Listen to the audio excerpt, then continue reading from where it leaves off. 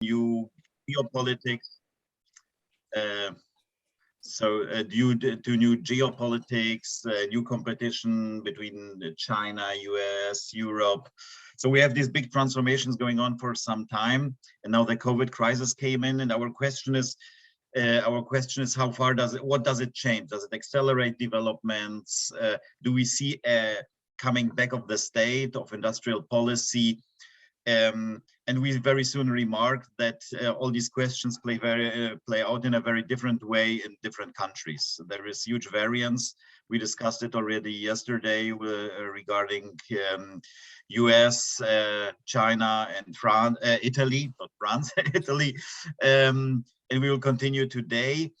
Maybe one word, this is embedded in a Brook project we are pursuing. We hope to collect a number of contributions looking into various countries, but also looking at cross-cutting topics, be it maybe questions of EU regulation or of other. I think we will present this in a more systematic way. Also, when we have systematized, when we have developed our plan, several people contributing to it are present today. So maybe just as an announcement, I think we will bring it also in a more systematic way also to the next Gerpisa meeting.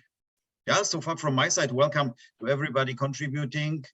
And in order not to make Holger wait too long, I would just then pass the word to you, Holger. Thank you very much. Hello, everybody. And how much time do I have? Well, do you have, so the idea is that we have 45 minutes all together. Okay. That means that you have, let's say, 25, 30 minutes for your presentation, and then we have 20 or 50 minutes for the question and answers. Okay, so I share the slides with you. Can you see? Yes, we do. Okay, so my topic is Japan and the transformation of the auto industry. And the last time I recorded the prior presentation on that with a different title, which was whether the restructuring is just driven by the companies. And digging a little bit more into detail, I figured out that quite recently the Japanese government is taking the lead indeed in this new orientation of not just the auto industry, but of the industrial complex here in Japan overall. First of all, yesterday, Kirsten began with a short introduction of what the impact of Corona was, and I found that very interesting, also in the context of how the industry or company or government changed. So we were here in Japan to say that not so much affected, not so heavily affected, let's put it this way. So far, there were 1.8 million people who had Corona. 18,000 have died from it, which is relatively a small number, given especially the structure, the age structure of the Japanese society, which is very high. And so there were also no hard lockdowns like in Europe, for instance. The government advised restaurants to, for instance, close late and close early and don't give alcohol after 8 o'clock, for instance. But there was, from the government side, there was no intervention into the economy so far. There was one program was to give 100,000 yen to every people for consumption, and the other program were intended to particularly help the hotel business or the gastronomy. So there were programs for going to eat or going to travel, which was then cancelled again when the infection rate went up. But that was the situation in Japan. No demonstrations against any kind of restrictions, and also well, the vaccination rate is very high, 80%, roughly. So 2 shots, 78%, something like that. 1 shot, 80%, which is quite high. So this is the background how Corona proceeded here in Japan. And I want to talk a little bit today about the car industry here in Japan, how it's reorganizing, restructuring in a way. And first of all, I begin with some boring data. So far as I have production sales, the newest data so far. Then I do a little bit of crisis in comparison because it's not the first crisis here in Japan.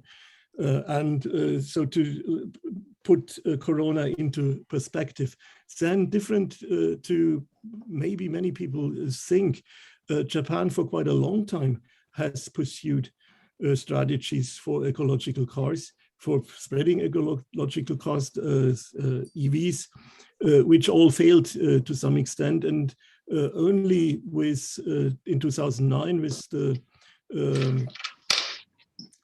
the Lehman crisis or the subprime crisis, they found a way with taxation to really shift the market here in the direction, first of all, of course, of hybrid cars, but increasingly also to electric vehicles. And then I digged into the carbon neutral growth strategy, which is quite closely resembling the strategy of the EU, so the Green New Deal. And I went through the paper of the government, 200 pages, something like that, and will introduce what is the focus of this strategy. Okay, so let's start with some boring data. This is the development of domestic production, of overseas production, and of exports.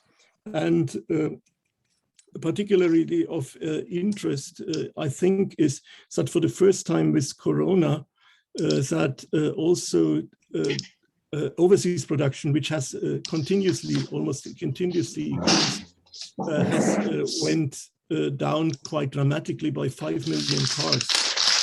So, of course, also Japanese companies were affected abroad from the chip crisis, so the purchasing problems. The domestic production is, let's say, stagnating already over quite a long time, and changes in production here in Japan are very largely only to the export volume which is produced. Okay, next slide. This is domestic production, and also the data is only until October. This is the latest data. We see that production this year again will be lower than last year. The domestic sales also are after 2018 again decreasing. So we are now at 3.8 million cars.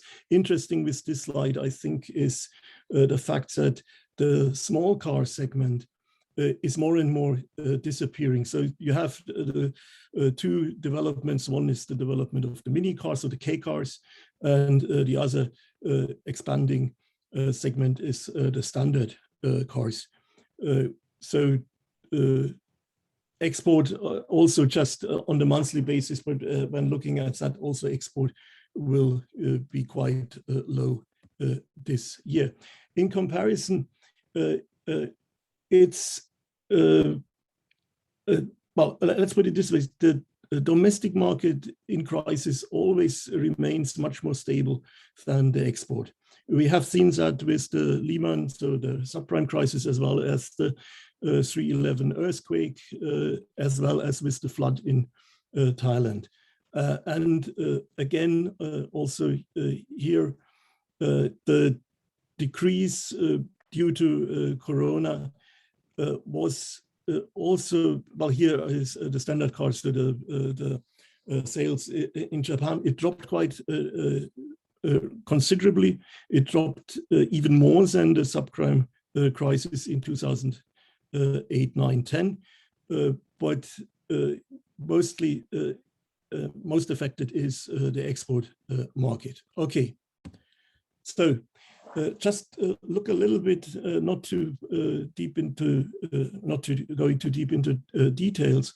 Look at some programs already in the 1970s, different to other countries we saw, for instance, yesterday. Already in the 1970s, there were several programs, at least planned.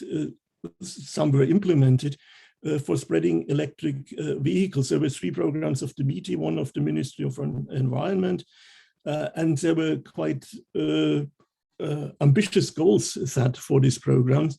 But for instance, in the program in the 1970s, there were, the vision was to bring 200,000 e-cars on the market or on the roads, and only 800 were in fact brought to the road, mostly used by government. The problem was that there was no marketable product at this time. Then I could go into more details. I have a slide here with the several programs there. Then in 2007, it changed with the Ministry of Economics and Trade, which announced the next generation vehicles and fuel initiatives, which had the target of 10 million low emission vehicles until 2010. In 2009, then a different ministry brought the strategy for spread of next generation vehicles, which was aiming at 2 million EVs in 2020 and 8.8 million in 2050. Also, this was not really successful. So there was again the Ministry of Economy and Trade in 2010, which a new program, which also didn't really succeed. So in the end, what brought the changes to the market was a very clever idea, as far as I think. It was to use the taxation system in a way that people got the incentives to change to fuel efficient cars. And here, if you are interested, I will upload also the slides on the Gerpisa network. Here are the different programs and the result of the programs, which often failed. So this, this is only in Japan. In 2009, in reaction to the subprime crisis, Japan changed the taxation system and decided to have 4 or 5 categories of cars, which it named next generation cars, which were hybrid cars, plug-in hybrid cars, electric vehicles, fuel cell vehicles, and natural gas vehicles, as well as clean diesel cars. And over the time, several, with every change of the gasoline efficiency standards, which are renewed every 5 years on average, the system was adjusted. And this is the current system today. We have the vehicle type is classified for the exemption of taxes are electrical, fuel cell cars, natural gas cars, plug-in hybrid cars, and green diesel cars. But green diesel cars are phasing out. We'll come to that later. And the exemption for these cars is that after 3 years at the first inspections, you don't have to pay the weight tax, which is approximately 1 year of automobile tax. So the rate is comparable to that. And depending then on the efficiency of your car, you can enjoy a tax exemption or a tax reduction of this weight related tax between 50 and 25%. Now, there was, with the increase of the VAT in Japan to 10%, also the automobile tax system was changed. So from October the 1st in 2019 on. The rates depend on, of course, the engine displacement between 500cc and 600cc, 6000cc, and between 200 euros and 880 euros. The point is that the next generation cars are also exempted, or not exempted, but the reduction of the automobile tax is 75% for the first years. On the other hand, cars older than 13 years or K cars older than 13 years are have to pay a higher taxation rate. And one other thing, there was a purchasing taxation. When you purchased the new cars, you had to pay a tax which was exactly the same amount of the VAT.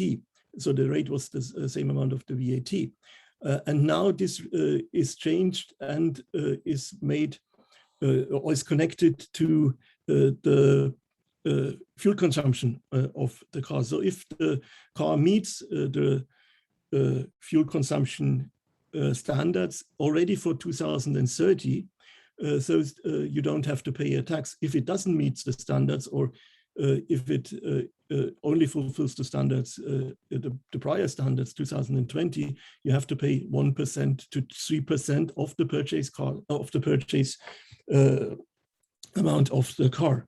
Okay, so this is now the development, and we are looking at how is the market, how is the industry changing towards ecological cars, towards zero emission cars. And we see that the effect of these changes in the taxation system mainly had the result that the people bought hybrid cars. So hybrid cars in the small car segment, not so much in the K car segment, as there are not so many hybrid cars, but in the small car segment, in the standard car segment, are taking a market share of about 40 to 50%, depending on the segment. So plug-in hybrids are relatively low, also electric cars, fuel cells cars, and for some time the system had quite an effect on the sales of clean diesel cars, which were mainly also produced by foreign producers, particularly the German ones. Okay, so now this is the 2020 date. About 40% of cars in the market are next generation cars. The bulk of them are, of course, hybrid cars. And now let's look to the development or the government's policy with regard to carbon neutral by 2050. There was a announcement or some plans already into end of 2020, but autumn 2020, but the official declaration was made in January 2021, not by mere accident, after it was clear that President Trump will not be any longer in power. And Prime Minister Suga declared that by 2050, Japan will be carbon neutral, and it envisages to have sales of 100% electrified cars by 2035. So what does mean electrification? And this is already one point which is particularly from the perspective of the producers, which was challenged. Hybrid cars and plug-in hybrid cars, are they electric cars or not?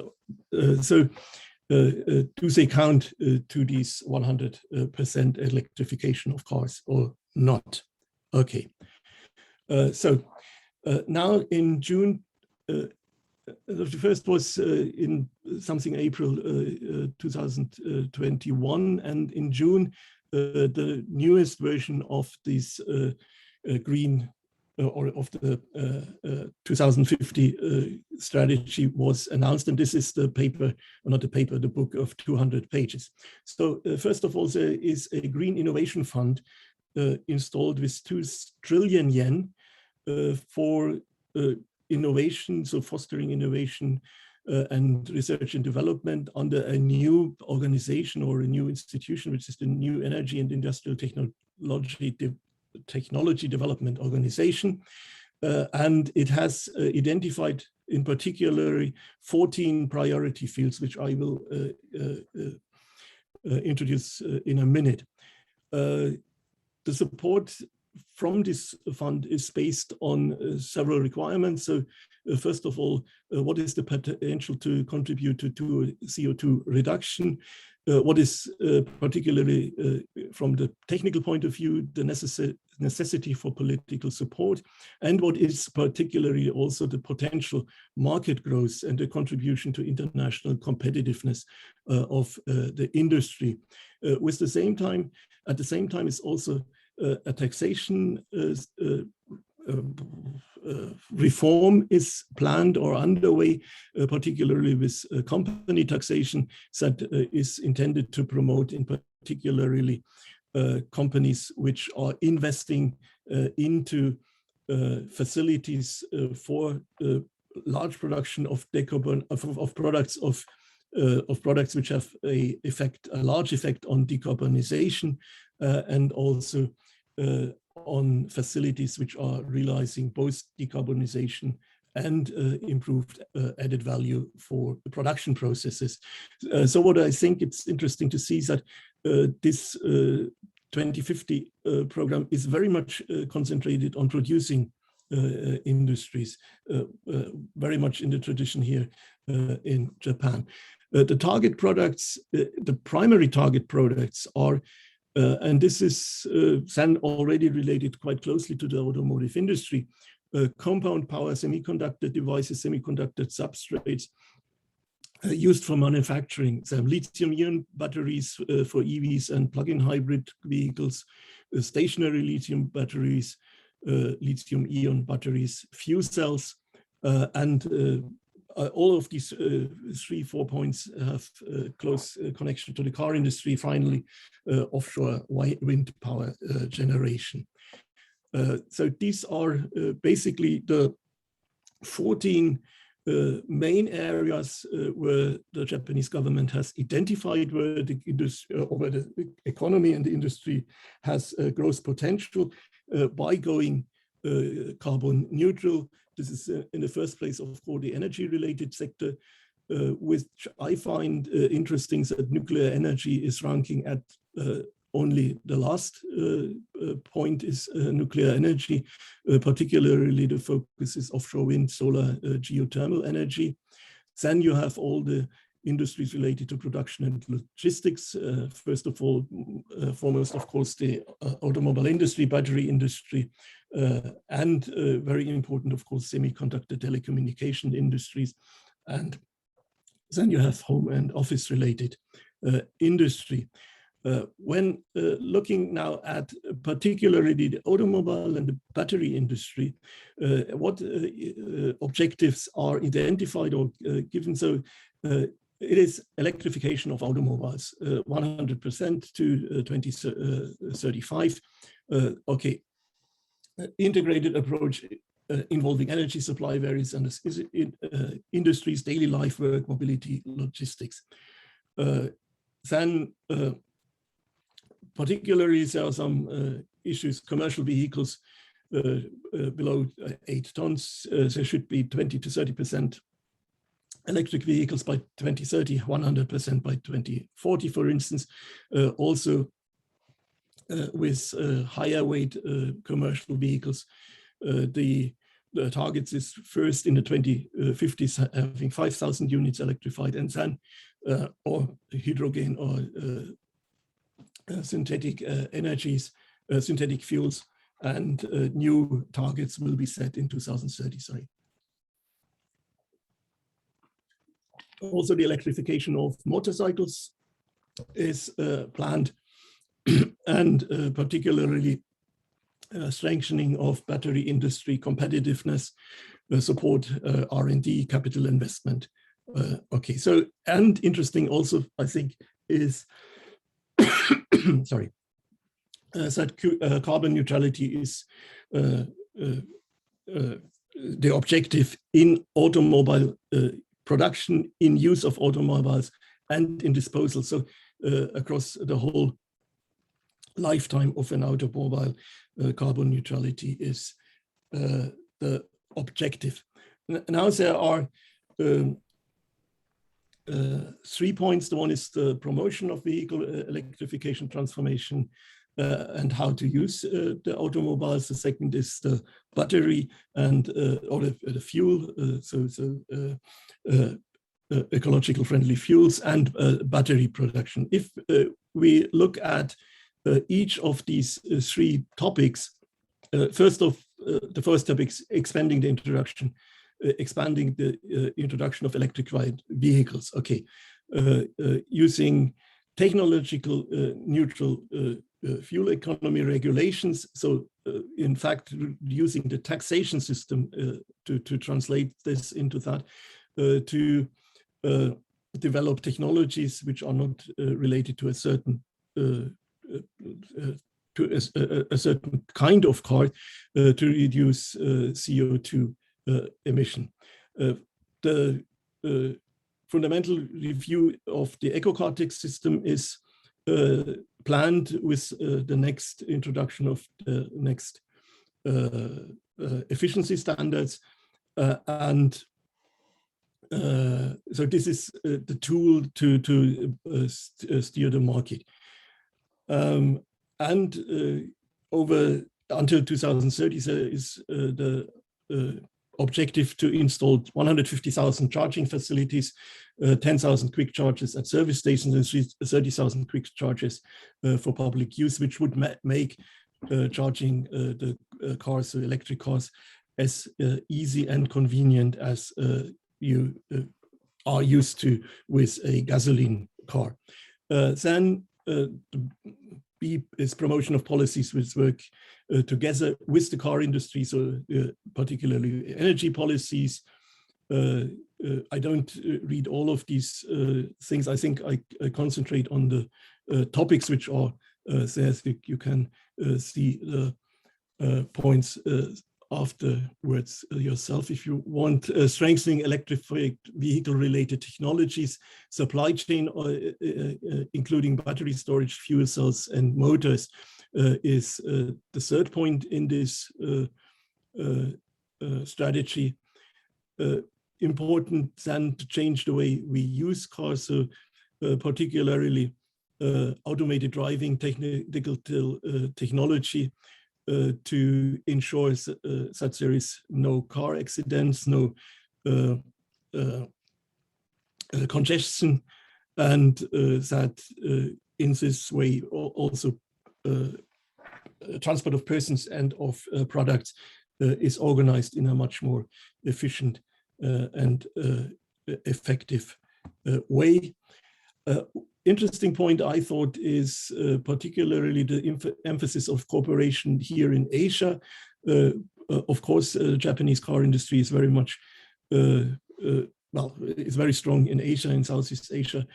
So to also with the electrification of cars, to continue this strong stand here in Asia, also with respect to the supply chain management, which is of course also concentrated here in Asia. One specific point for Japan is using electric vehicles for disaster response, so that electrified vehicles could provide energy, for instance, for charging mobile phones, for providing light energy for rice steamers, or also energy emergency energy supply for nursing homes or homes for elderly people. And the very last point, and the big point here, is mobility society 2050. So not just decarbonization, CO2 neutral, but by doing that, bringing new input into how people move, how goods are moved, how people can promote social intercourse, satisfies individual mobility needs, zero accident, zero congestion, zero mobility vulnerability. So the system, the whole system, not just the street and cars, but the whole traffic system should be made more resilient with regard to disruption.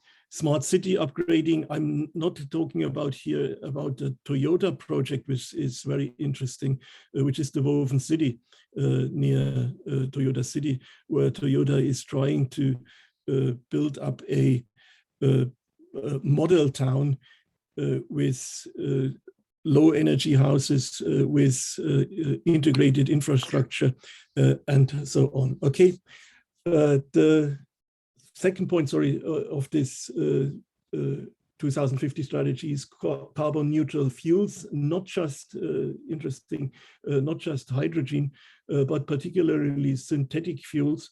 So synthetic fuels using hydrogen from renewable energies and then CO2 and also other products which would create something like a synthetic oil, also natural oil, which has the advantage that the infrastructure, the existing infrastructure, and also the ICE technologies could be used. Finally, batteries securing supplies, storage batteries stabilize the supply chain for batteries, especially in increased competitiveness in light of increasing market share of China and Korea, as well as what I found interesting, that explicitly the European Battery Alliance was mentioned, that also needs that Japan is putting efforts into that. Maybe interesting also to see, I don't know how much time I still have left, is what are the objectives of the manufacturers? And with this respect, I found especially interesting to see that Toyota, the first objective is China. And 100% of sales electric cars electrically propelled vehicles. So this means hybrid vehicles and plug-in hybrids inclusive by 2035. And which the other point I found quite interesting with regard to Toyota is to achieve CO2 neutral production in the factory by 2035. So this again is a typical Toyota to look at improvement again in production. Honda, you see here the particularly objectives of Honda and also Nissan with regard. I think particularly Toyota Honda is much more convincing in the clear set of objectives with regard to in which market, how much electrified vehicles the companies want to produce and sell. Okay, so last, but interrupt me if I'm too long, and I just... Can you go more or less to the conclusion to leave some time for the discussion? Okay, I have here some kind of slides left from the Automobile Manufacturers Association, which is led mainly by Toyota. And the point with regard to this slide is that the Automobile Manufacturers Association, first of all, want to continue as quite long as possible the hybrid cars and plug-in hybrid cars, and pointing especially to the disadvantages the Japanese manufacturers are facing here in Japan due to high energy costs and to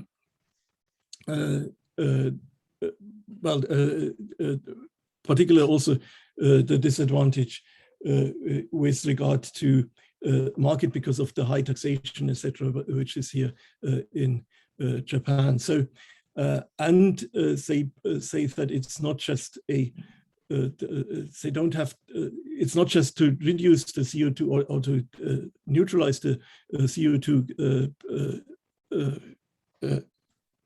emissions by using the car, but looking at the whole process.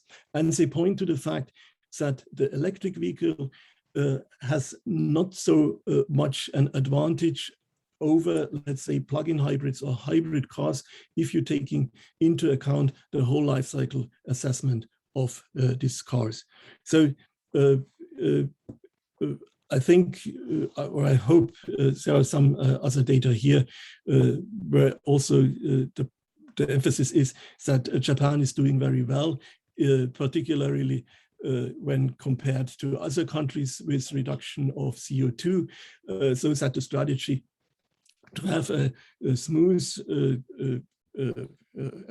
change from the combustion engine, then hybrid cars, plug-in hybrid cars, and in the near future then to fuel cell or electric cars is working, and that there is no dramatic change in the direction necessary. Okay, I think I stop here. Thank you very much for your attention. I just do that, and questions, whatever you have. Thank you very much.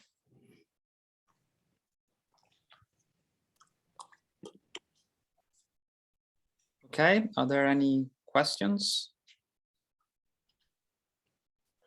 I just read the comments, but I think it was a discussion about the nature of industrial policy. I see Martin. No, actually, I just wanted to ask what your opinion is on the role of the METI and industrial policy, and if this is like a return to patterns from the past, or a different way of managing industry state relations. This is a very difficult question. I think it's neither a return to the past, and when looking at the past industrial policy, particularly with regard to the automobile industry, you see that it was not really successful in many respects. And after all, I think the most important players here are the companies. And of course, the companies have also, well, you have seen that from the first slide, that 2/3 of production are outside of Japan. So the Japanese companies in the first place, of course, have to adjust also to the regulations abroad. With regard, so it's not a return to the past. Nevertheless, say, as far as I know, the Japanese have some kind of tacit agreement with the government to have about 50% of production here in Japan for exports.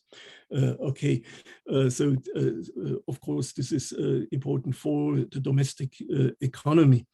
With regard to Europe, I think that particularly with respect to economic development, and particularly also after the free trade agreement with Europe. Europe is quite how to say, a model for Japanese economic development here in Japan, and not so much the United States. Right, in the United States is very important as market, but Europe for organizing economic policies and industrial policy is quite closely observed here in Japan. So this would be my assessment. I know I still have to do the empirical part of this work in the companies, also with the car federation, with the union federation. But well, based on literature and data, well, this would be my assessment. Okay. Okay, I see that we have 3 hands high. up. So I don't know exactly the order, but I will collect these three, then give Holger a chance to reply to all the three of them, and seeing where, where time is, we will proceed to the second presentation. So Seb says Mike was first, then I have Joy, and then Marca Loche. Please, Mike, your turn. Thank you. Yes, so for looking at the vehicle policy, your slide showed, one of your later slides showed quite clearly that the green energy production in Japan is extremely low by international standards.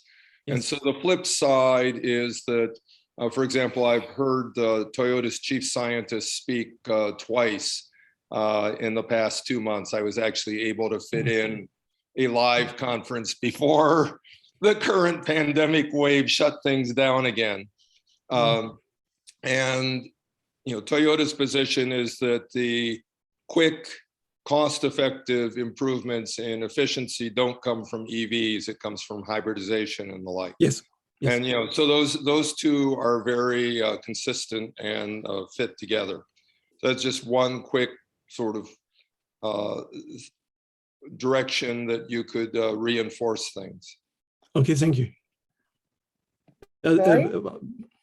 Holger, just let's collect the other two because we have quite short time, and then we will give you a chance to get back. Joy, and then Marca Loche. Yeah, hi Holger, can you hear me okay? Yeah, okay, just a quick one. In regards to the car productions and any manufacturing production of Japan, out of Japan, like 2/3 that you have acknowledged, and also on the electric vehicle, for example, I just want to pay attention specifically on the semiconductor. As much as, you know, Japan want to do a lot of stuff, want to improve these, going green, going electric, going and so forth. But the reality is, I think the biggest chip maker production is in Taiwan, which is Taiwan Semiconductor. And Toyota and Daihatsu, they already have some kind of establishment with Taiwan. But as you know that Taiwan and China currently, they have some political issue, and as well, Japan is always on the alliance with the Americans. So just wondering if you have some kind of empirical studies or understanding how is it the position of Japan in regards to manage this kind of important businesses of automobile manufacturer, especially in the chip production, whereas in the Southeast Asia, for example, in Thailand, that kind of semiconductor for EV is not yet as advanced as in China or in Taiwan. That's all. Yes, thank you. Okay.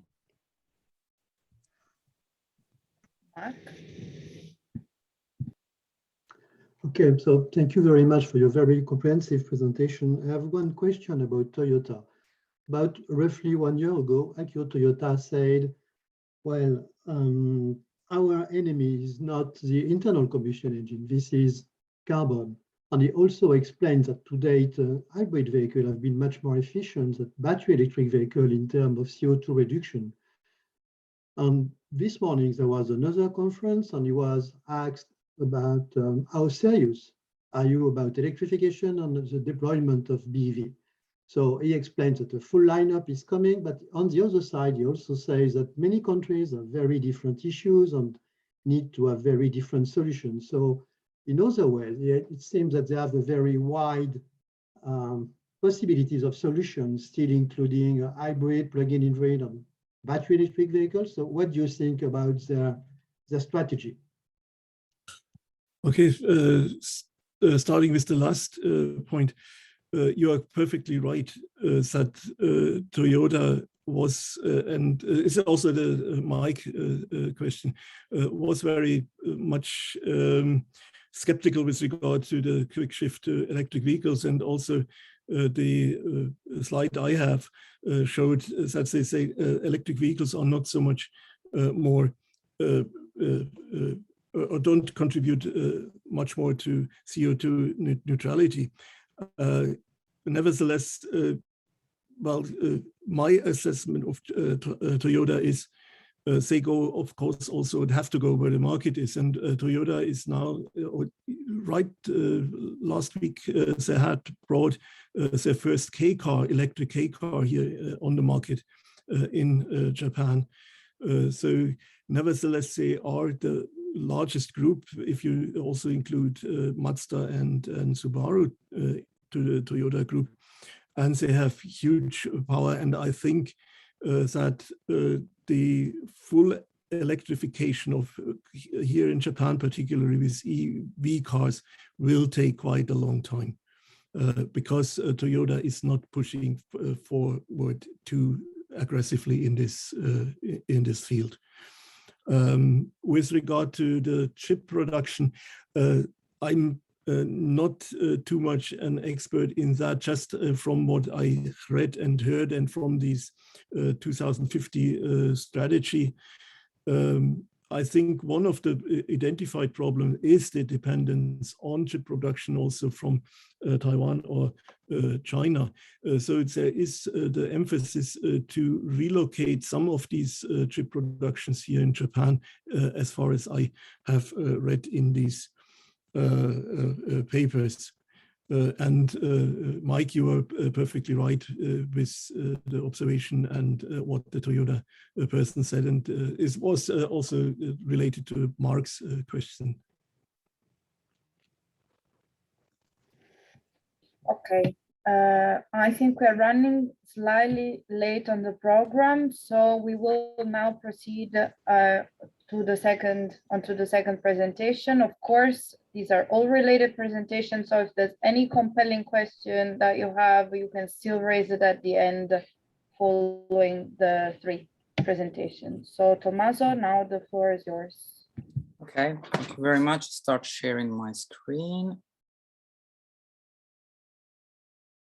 Okay, so I will try to make a tricky exercise today to put two presentations in one. So one presentation will be about French case, but the other presentation will be about the European context in which this French case is taking place. And the reason why I've decided to do that, I think it concerns an understanding that I have more and more on the fact that European countries are really into a different kind of situation if we compare with Japan or China or United States, in the sense that they don't have the full control of their industrial policy. They share the control of their industrial policies with the European Union.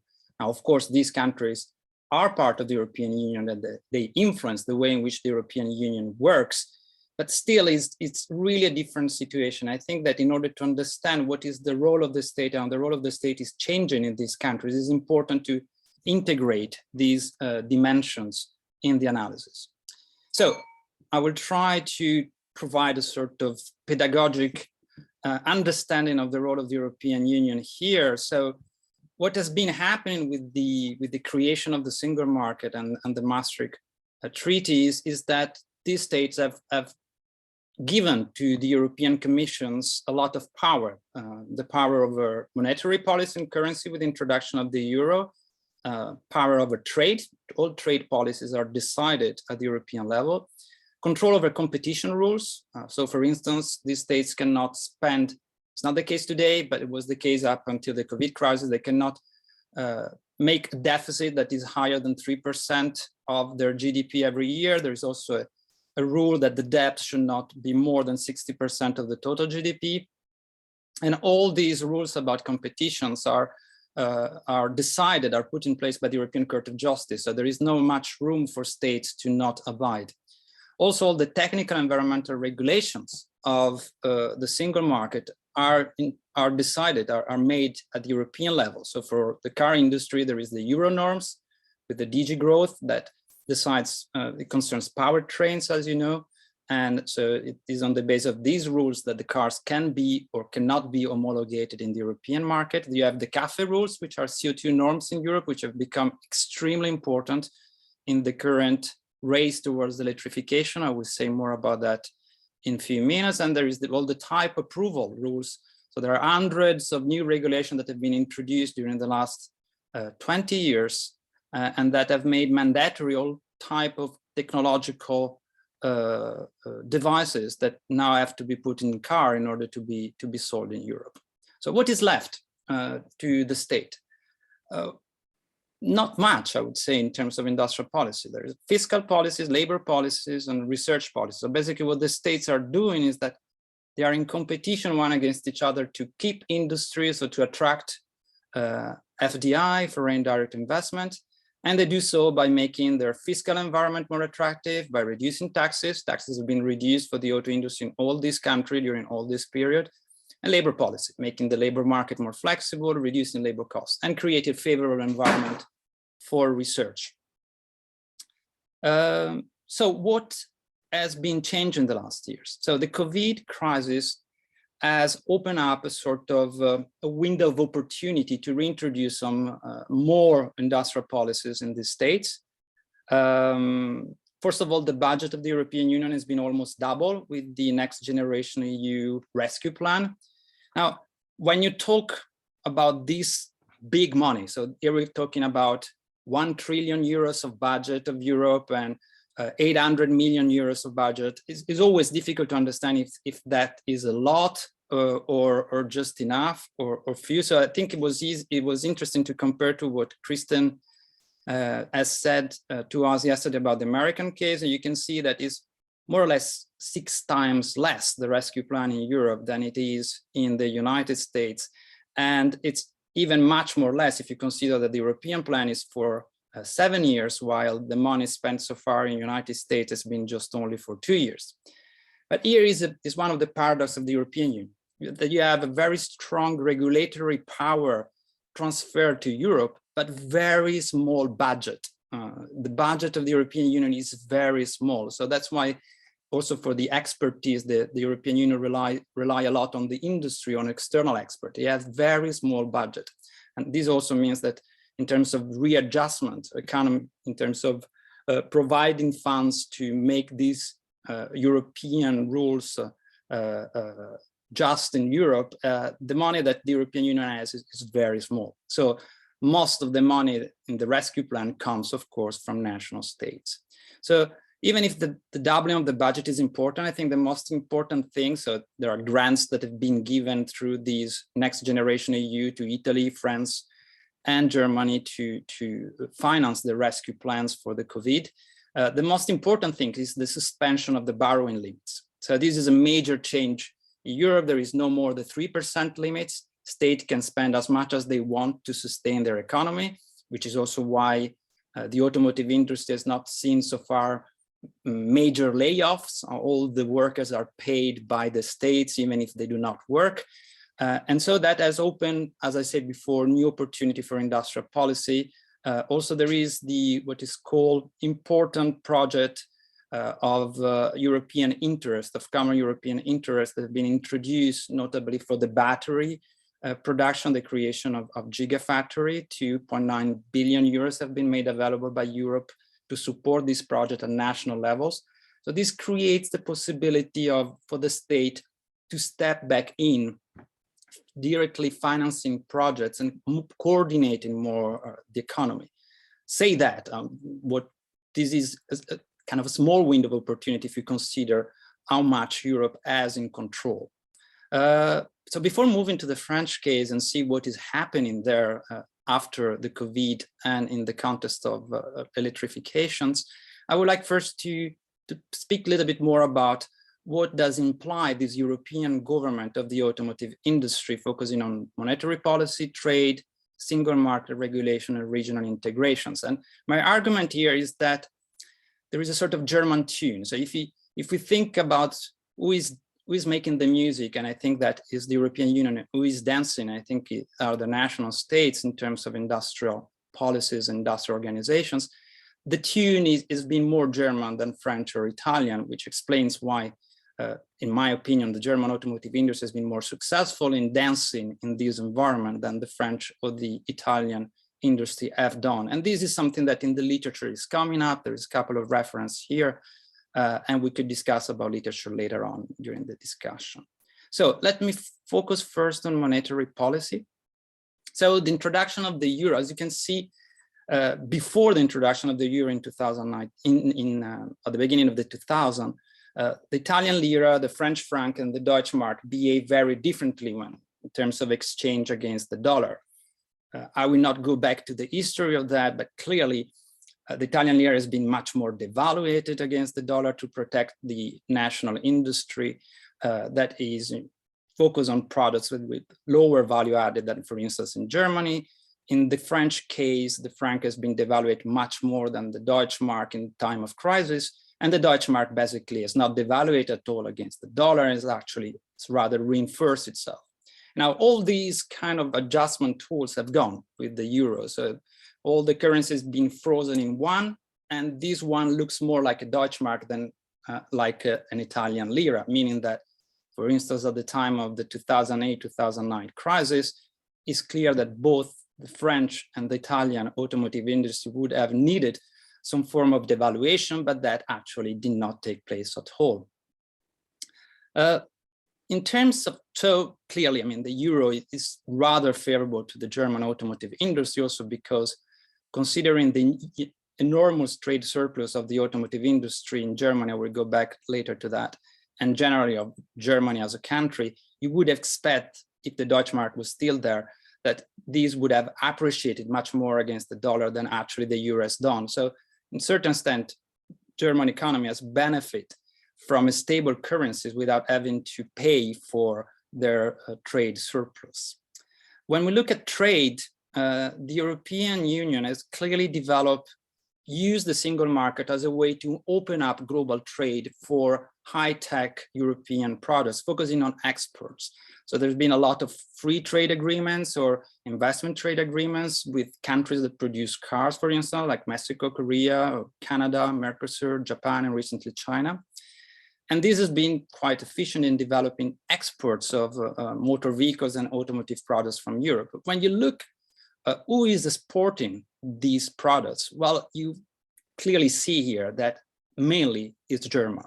If you take away UK, which the success of Land Rover and Jaguar has enjoyed quite high level of exports outside the European Union, you can see that 95% of these trade surplus is located in Germany, while if you look at Italy or France, you would say that they have deficit against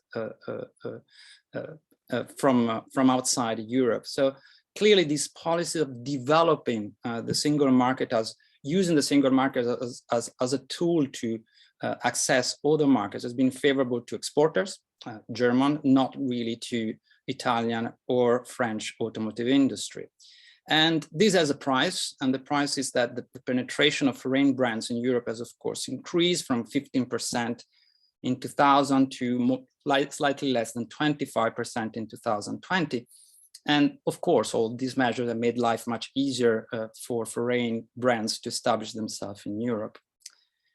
Now, this increased competition could have been viable for the Italian or the French automotive industry if the single market has also been developed as a market with more sales. But this actually has not been the case. New car sales in Europe, if you compare 2000 to 2019, are more or less stable and have been for most of this period inferior at the level that they had in 2000, while the population has increased 5.3%, and the number of cars owned by this population have also increased by 55%. But when you look at the new cars per 1,000 inhabitants in Europe, they actually declined by almost 5%. And this is distributing, if you see the distribution, you can see why this is happening, because basically the rich countries in Europe keep buying new cars, Northern Europe. But if you shift to Southern Europe, you can see that there's been a sharp decline in the capacity of a household here to buy new cars, minus 20% almost. And if you look at the new member state in Central and Eastern European countries, they have actually increased substantially the number of cars they buy, but they're still buy twice less than, for instance, households buy in Southern Europe. So there is not really yet a catching up. We can remember that in 2004, when these countries were joining the European Union, several analyses by central banks say that 4 million cars were expected in new cars sold were expected in this country, by 2020. Now we're just at 1.5 million. So the market has not really developed. So why this has been happening? Again, European regulation play here a very important role. There has been a regulatory upmarket drift, which has been driven both by the CAFE norms that are weight-based, meaning that if you want to reduce CO2 emissions in order to comply with the regulations, while you cannot reduce the weight of the cars, which means you cannot reduce the power of the car, which will be the most rational way of doing that, because if you do that, well, your target becomes more demanding. And the opposite is true. If you increase the weight of your car, actually your target becomes less demanding by comparison with your competitors. Now, this has been put into the European regulation clearly by German car makers and their lobby. And we know through several studies that the lobbying power of the German automotive industry over Brussels is very important, and is much more important than for the case of the French manufacturer. There are 8 times more lobbyists from the German automotive industry in Brussels than there are from the French automotive industry. And according to several studies by German scholars, for example, when ASEA meets with the European Union, well, actually on 91 meetings, well, 60 were made just by Volkswagen. And when they consider the 15 most active players in the automotive sector, well, German manufacturer and NVIDIA have as many meetings as the 10 other players combined. So clearly all this regulatory framework has been shaped by the German automotive industry. And as you can see, the price has gone up by 60% in 20 years, the mass by 10%, the power by 40%. And this, of course, has made it also much harder to respect the CO2 limits, which explains why rather than really diminishing CO2, they've done that in the laboratory tests and not in the real drive conditions, which has been also one of the cause of the Dieselgate. Now, this has been spreading through all the groups. These are the rules for everybody. You cannot reduce CO2 emissions and you cannot comply with these regulations without going up market. So you can see that, for example, for the price, all the brands have increased their price substantially during this period. But when you look at the impact on the market share, of course, this is the kind of game the premium brands are very good at. Volkswagen have been also very successful in doing that, as is the brand which has gone most upmarket during that period. Then the Dieselgate has eaten its sales a little bit, while the Generalist brand have seen their sales dropping by almost 40%. And you can see in the end of the period in 2020 that with the beginning of the electrification, we moved to 11% market share in 2020. This is reinforcing this trend. Electrification is a sort of upmarket plus evolution. You can see here that the sales by groups of brands, again, premium, Volkswagen and Generalist brands, clearly shows that the electrification market share is the EV market shares, battery electric vehicle and plug-in hybrid combined. It's clearly easier for premium brands to electrify their sales than it is for Generalist brands because these cars are very expensive. So if you look at the shift between the average European car in 2019 and 2020, we see that we add 48 kilograms to the car and we add 2,000 euros to the car. And when we look at the average weight of an electric car sold in 2020 in Europe, we have 1,700 kilograms, which is 400 kilograms more than the gasoline cars that represent 60% of the market. If we look at the PHV gasoline cars, it's 600 kilos more and 900 kilos for the PHV diesel cars. So these clearly are products that are controlled by the premium brands that are much more easier to sell by the premium brands. And we know that in the future, because of the regulatory framework in Europe, because of the targets set for 2025, and even more because of the new targets that will be set this year for 2030, the famous Fit for 55 package, which stands for reducing by 55% CO2 emissions by comparison with 1990 in 2030, while we are looking at least 60, probably 80% market shares of EV vehicles in 2030. And just yesterday, Renault has announced that actually they're planning to go for 100%. And there are several brands in Europe that are doing the same. Why they're doing that? Because you have also to take into account the Euro norm for the homologation of internal combustion engine that will be introduced with the Euro 7 in 2026. And it is anticipated that the cost of homologating an internal combustion engine will be so high and so difficult that basically this type of traditional powertrains will only survive in very expensive PHV and will disappear from most of the other type of products. So we are looking into a very fast electrifications, and it's clear that it is going to be hard for car makers located in France and Italy. Now, the European Union has also provided some tools to adjust to these kind of difficult market environment, and regional integration has been extremely important to that because not only you have the 13 new member states for Central Eastern European countries, but also you have the custom union, which has been enlarged with Morocco, Algeria, Turkey, Serbia, and recently Ukraine. And this has provided car makers with new location for production to reduce significantly production costs. So as you can see, production of cars and light vehicles in the EU15 has been reduced by 3 million during this period between 2000 and 2018, while has been increased by almost 4 million in these new locations. And this is clearly sort of zero-sum games. Now, all the car makers in Europe can arbitrate about where do they put their products, and they always put a different location in competition to drive down production costs and labor costs. So what has been the impact of this evolution on these different groups? Well, if you look at German groups, Volkswagen, Daimler, BMW, you can see that they've all increased their production volumes in the domestic base in Germany and in this new location of production. Here, this possibility of using low production cost location has been used to increase the competitiveness of their domestic base. So there's 2.2 million cars more in 2019 in production for the all groups by comparison with 2000. When you look at the generalist brands, including generalist brands that are located in Germany, like Ford and Opel, but you see a different story. And when you look at French or Italian car makers, also you see these different stories. That is, this new location has been used to relocate production from their domestic base.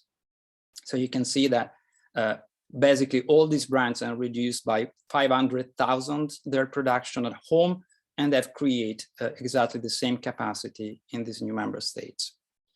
So when we look at the states, you can see that the impact of this evolution has been very different in Germany, France, and Italy. So let me focus first on Germany. Here, production has actually decreased in 2019 by 9% by comparison of 2000, but the overall output in billion euros has increased by 89%, 200 billion euros of growth. This represents 42% of the total output of the automotive industry in Europe, and it was 40% in 2000. When you look at gross value added, this has increased by 144%, and it represents 54% of the EU 28 gross value added. And employment has increased just only slightly, but 3%. So that nowadays, 1/3 of the total employment of the automotive industry is located in Germany. France, completely different story. Production has decreased by 1/3. Output has decreased by 2%, and gross value added has decreased by 22%, and employment has decreased by 43%. This is just a catastrophic development for the French automotive industry. In Italy, it's slightly better because the supplier sector has been more resilient. So production has been reduced by 51%, but output has actually increased by 33% and gross value added as well. And employment has decreased only by 14%. So as you can see, the consequence of this European framework has been very different for Germany, France, and Italy, and the way in which car makers in these countries has readjust production to comply with the regulation and with the evolution of the market conditions. Now, so these, I hope, can provide some sort of common view that we can discuss about these European levels of government. And now I will spend the few minutes, I guess, that remain to me to focus on the French case. So as we can get from these slides, the government, when is facing the COVID crisis in 2020, does not have also to solve the problem of this drastic reduction of production and sales. He has also to deal with this long-term decline of the car industry in France. And so what is happened has been the introduction of a rescue plan, which aims not only at protecting the industry, but also at reversing or completely changing the dynamic of the industry. At least this has been the way in which the government has presented things publicly when he has announced the plan. Now, what is useful here to do is to compare what has been done in 2020 and 2021 with what has been done during the previous crisis in 2008, 2009. As you can see, there is a continuous decline of employment in France. Just you can also see on the slide on the first graphic that this decline is of production is completely due to relocation towards other countries of production, and in particular Turkey, Morocco, Czech Republic, and Spain, which represent more than 60% now of the total production of French manufacturers in Europe. One interesting thing here is the decline of the employment is almost regular. As you can see that each year, the employment in the industry declines in a steady, regular basis. And this can be explained by the use of agency workers. So what the industry is doing both at the assembler level, at the supplier level, is to use agency workers to smooth the decline of the total workforce. So they use during the peak of production, and then they reduce the amount of agency workers when the production falls, while the employment is constantly, regularly reduced. So in a way that is not too much painful. You don't have so many factory closures happening. You don't have too much problems with the public opinion. Now, the big problem of France is that it's one of the main locations for the production of powertrains in Europe. There are around 70,000 workers of the 160,000 remaining that are dedicated to produce powertrains and transmissions and all kinds of things that go into internal combustion engines. So all these jobs are completely threatened by this fast transition towards electromobility. And another problem of France is the trade balance has become extremely negative for the automotive sector. It used to be a sector that contributed very much to the trade surplus of France. Now is one of the main contributors to the trade deficit of France. And you can see also the dynamic. First, you have the assembly factory that go, but they still ask to their suppliers in France to send the parts to the new location. And then the assembler asks the supplier to move their assembly plants as well in the new location, in the low-cost countries. And so the suppliers contribute as well to the deficit of France. And when you look at the electric cars in green on the right for 2009 and 2020, well, there is nothing different for electric cars. Most of the electric cars sold by French car makers are produced outside France, so they also contribute even more than traditional vehicles in relative terms to the deficit of the automotive industry, the trade deficit generated by the automotive industry in France.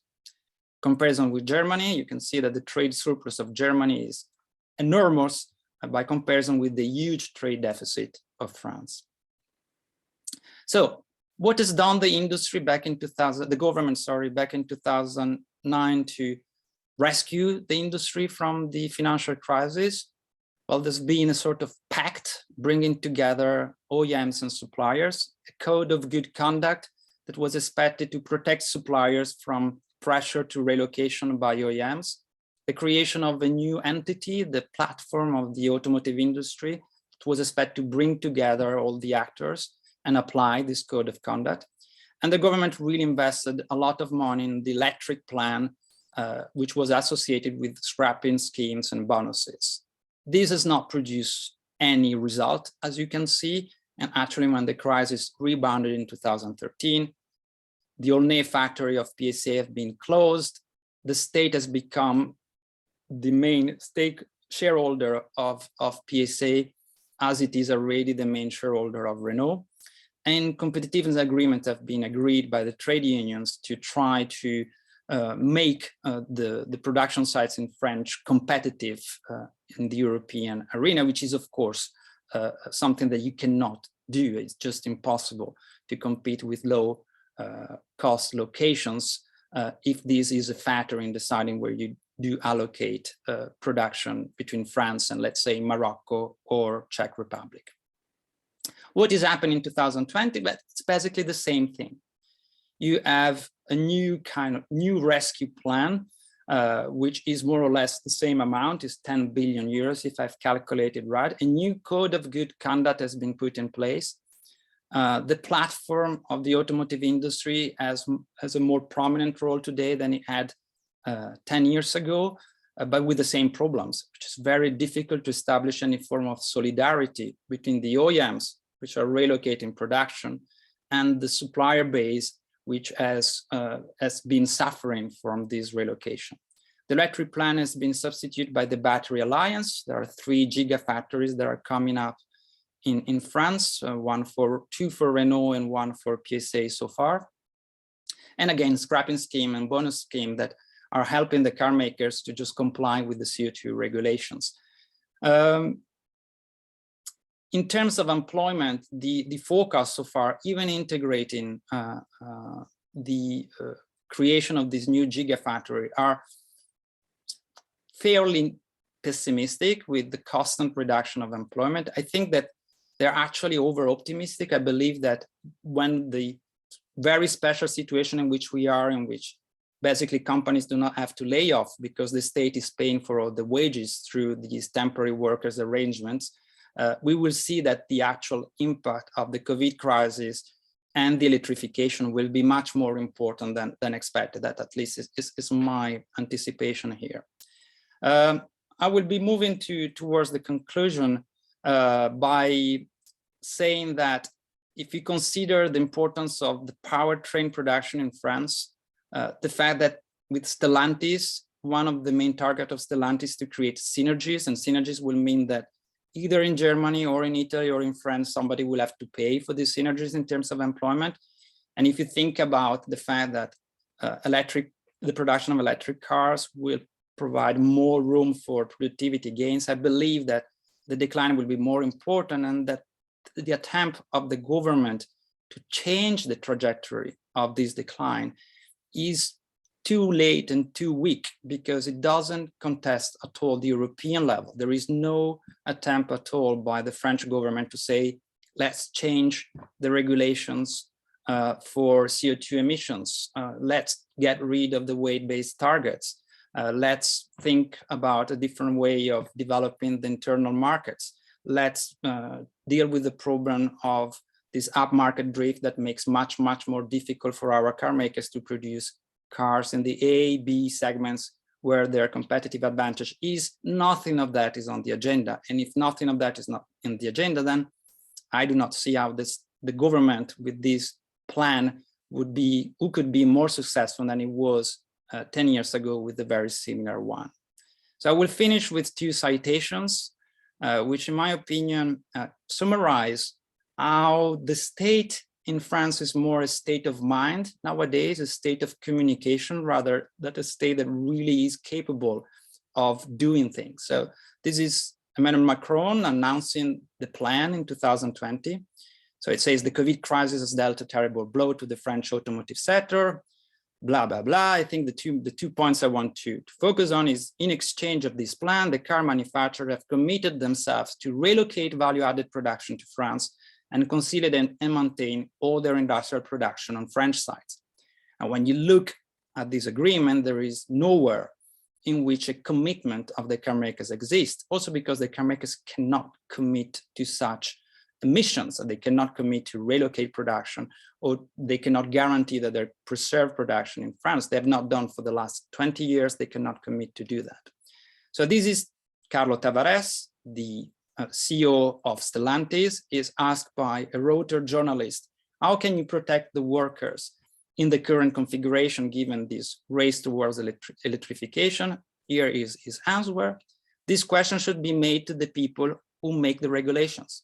We are not magicians. We are managing properly the consequence of what has been decided. We have to digest 50% of additional cost. This means digesting 10% productivity gains per year in the next 5 years.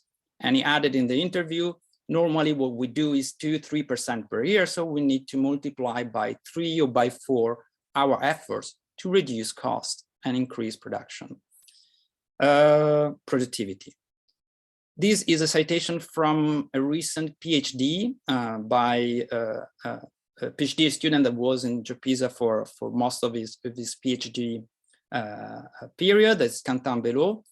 And so he has interviewed Philippe Michelon, who is the financial forecast director and head of group benchmarking at PSI in 2019. That's what he says.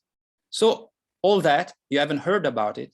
That's where the know-how lies. That's where we haven't repeated the all-nay bullshit he's talking about closing a factory, if you like, to announce head-on, especially 3 months after the election of a president, hello, we're closing a factory and screw you. You don't need well-connected neurons to do such nonsense.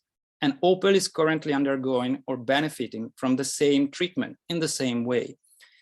So what he's telling us is that this reduction of jobs and works, this shifting of production towards low-cost location is part of a plan, and it cannot be questioned, even more than before, given this acceleration of intensification of the European framework with electrification. There is no way car makers like Stellantis or car makers like Renault can survive in this regulatory environment without keeping doing what they've been doing for the last 15 years. So that's what they will do. And that will mean that nothing will actually change. And we should expect more and more decline of production in the automotive sector in France. That at least my pessimistic conclusion, but it's really open to debate. That's what I wanted to throw for the debate. So please, sorry if I've been too long, and please make your question and open the debate. Much, Tommaso. I think we will try to collect 2 or 3 questions together. I see that Francesco already has his hand up. If there is anybody that already wants. I would like to thank you very much for this contribution, because it is very clear, and I think you are just hitting the point. So, my question is, what do you think is possible to do at the European level to have some kind of coordination? Is it possible? Because what you say is what I was saying yesterday, that we need a regulation and a coordination at the European level. Of course, a different level of regulation from what you have described before. So it means, for instance, to decide that the automobile industry in Europe is a European industry. And so it means to allocate in a different way everything. So what do you think about this? Martin? Yeah, thank you very much, Tommaso. Maybe one question. So you emphasize a lot the role of EU level regulation, which plays into the cards of German car makers. So yeah, which is fine. I agree. I still wonder, let's say, if we shouldn't also then take into consideration still different firm strategies. And by this, I mean that this hollowing out of the French car industry started a long time ago. And I think the strategies of French companies regarding not keeping production in France and let's say how they use low-cost locations, I think they were different from German companies. Not only due to, let's say, EU level regulation for emissions, etc., but I think also because maybe of different role of labor, co-determination, but also maybe due to a different, I don't know, valuation of what, let's say, OEM, supplier, equipment builder, research networks in their home country mean, which I think are considered more maybe relevant by German companies than by the French ones. because when I think you mentioned it about the German case, actually we had quite extensive relocation of production, but without companies giving up their home base. So it was rather relatively successful in creating the kind of win-win, using low-cost locations for keeping costs down, but without hollowing out their home base. And I think simply, let's say, regarding this strategy, there must be also something in the strategies maybe of companies, or how they perceive the networks, the value of networks they have at home, and not only the EU level regulation. There's also Mark Kalushek, and then we give it back to Tommaso. Mark, please.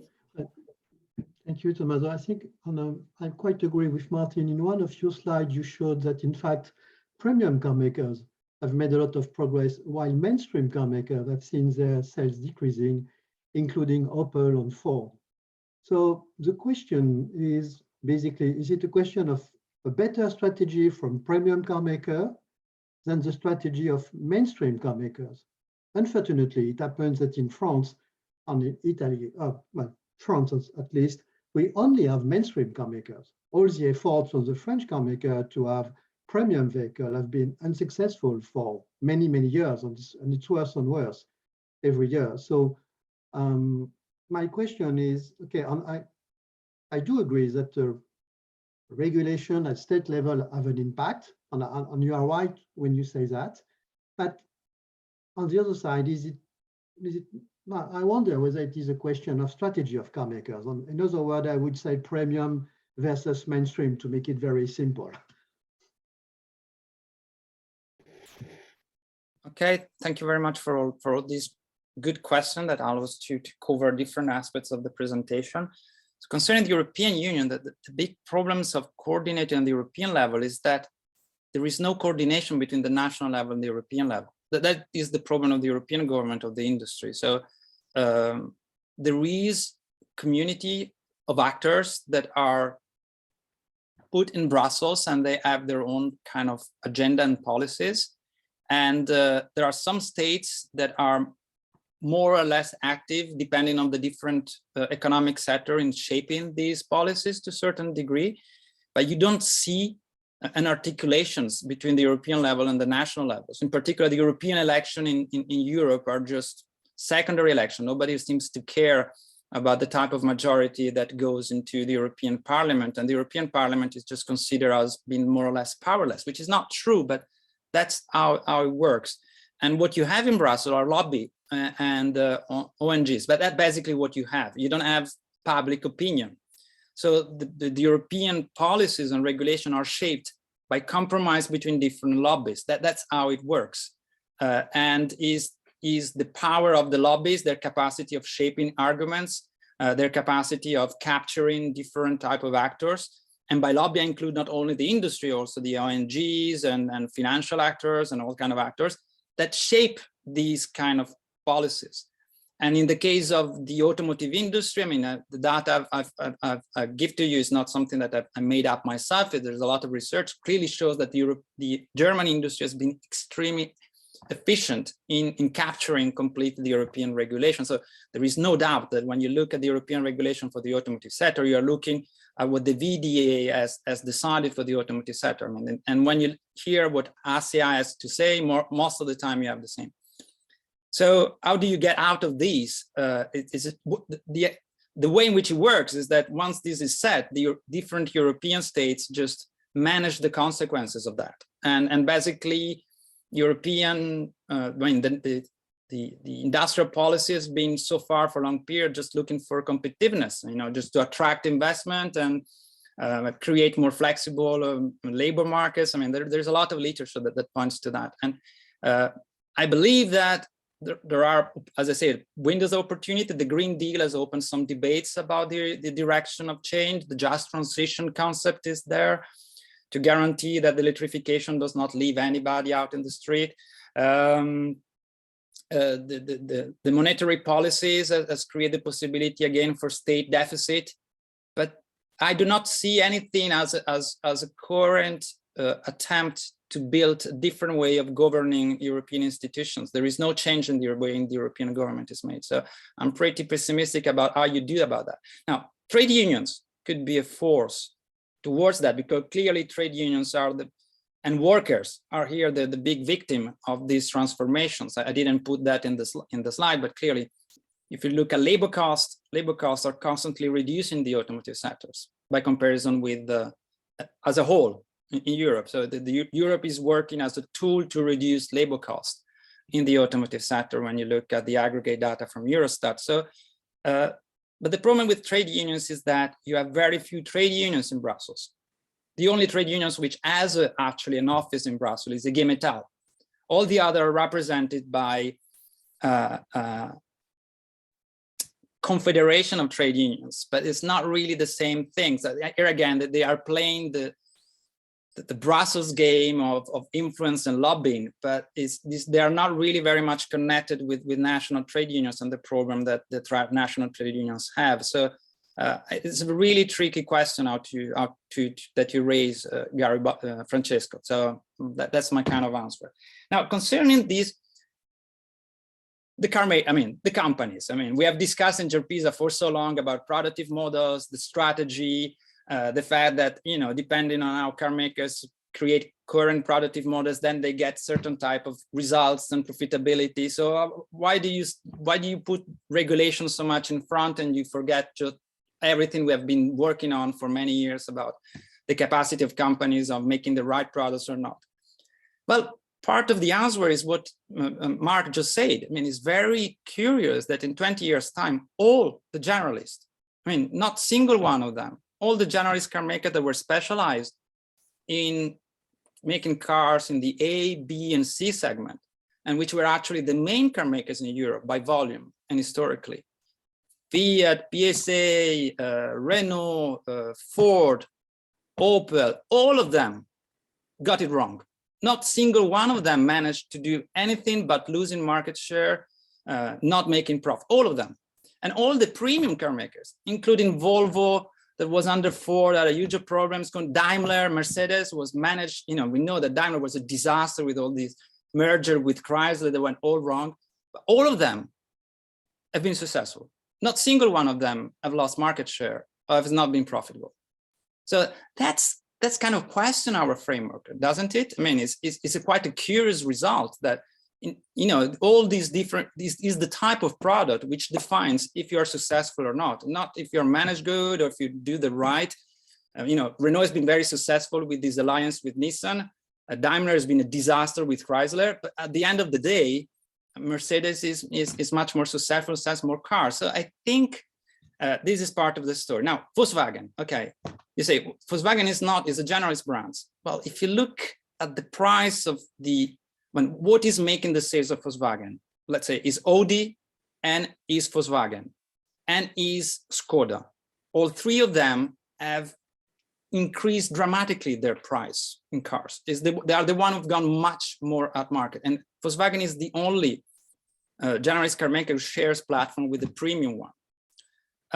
So I think that Volkswagen is part of the same story. If you look at my data, I put Volkswagen in part, is really the brand that has gone more upmarket of all the brands in Europe relatively to what they were in 2000. So they've been successful in doing that, but they've turned themselves in the premium generalist, if you want. So I think this relates to the fact that the regulation plays a role. Perhaps it's not as important as I'm saying. I'm emphasizing that because I think it's something new that we need to take into account in our analysis, but I think it's very important.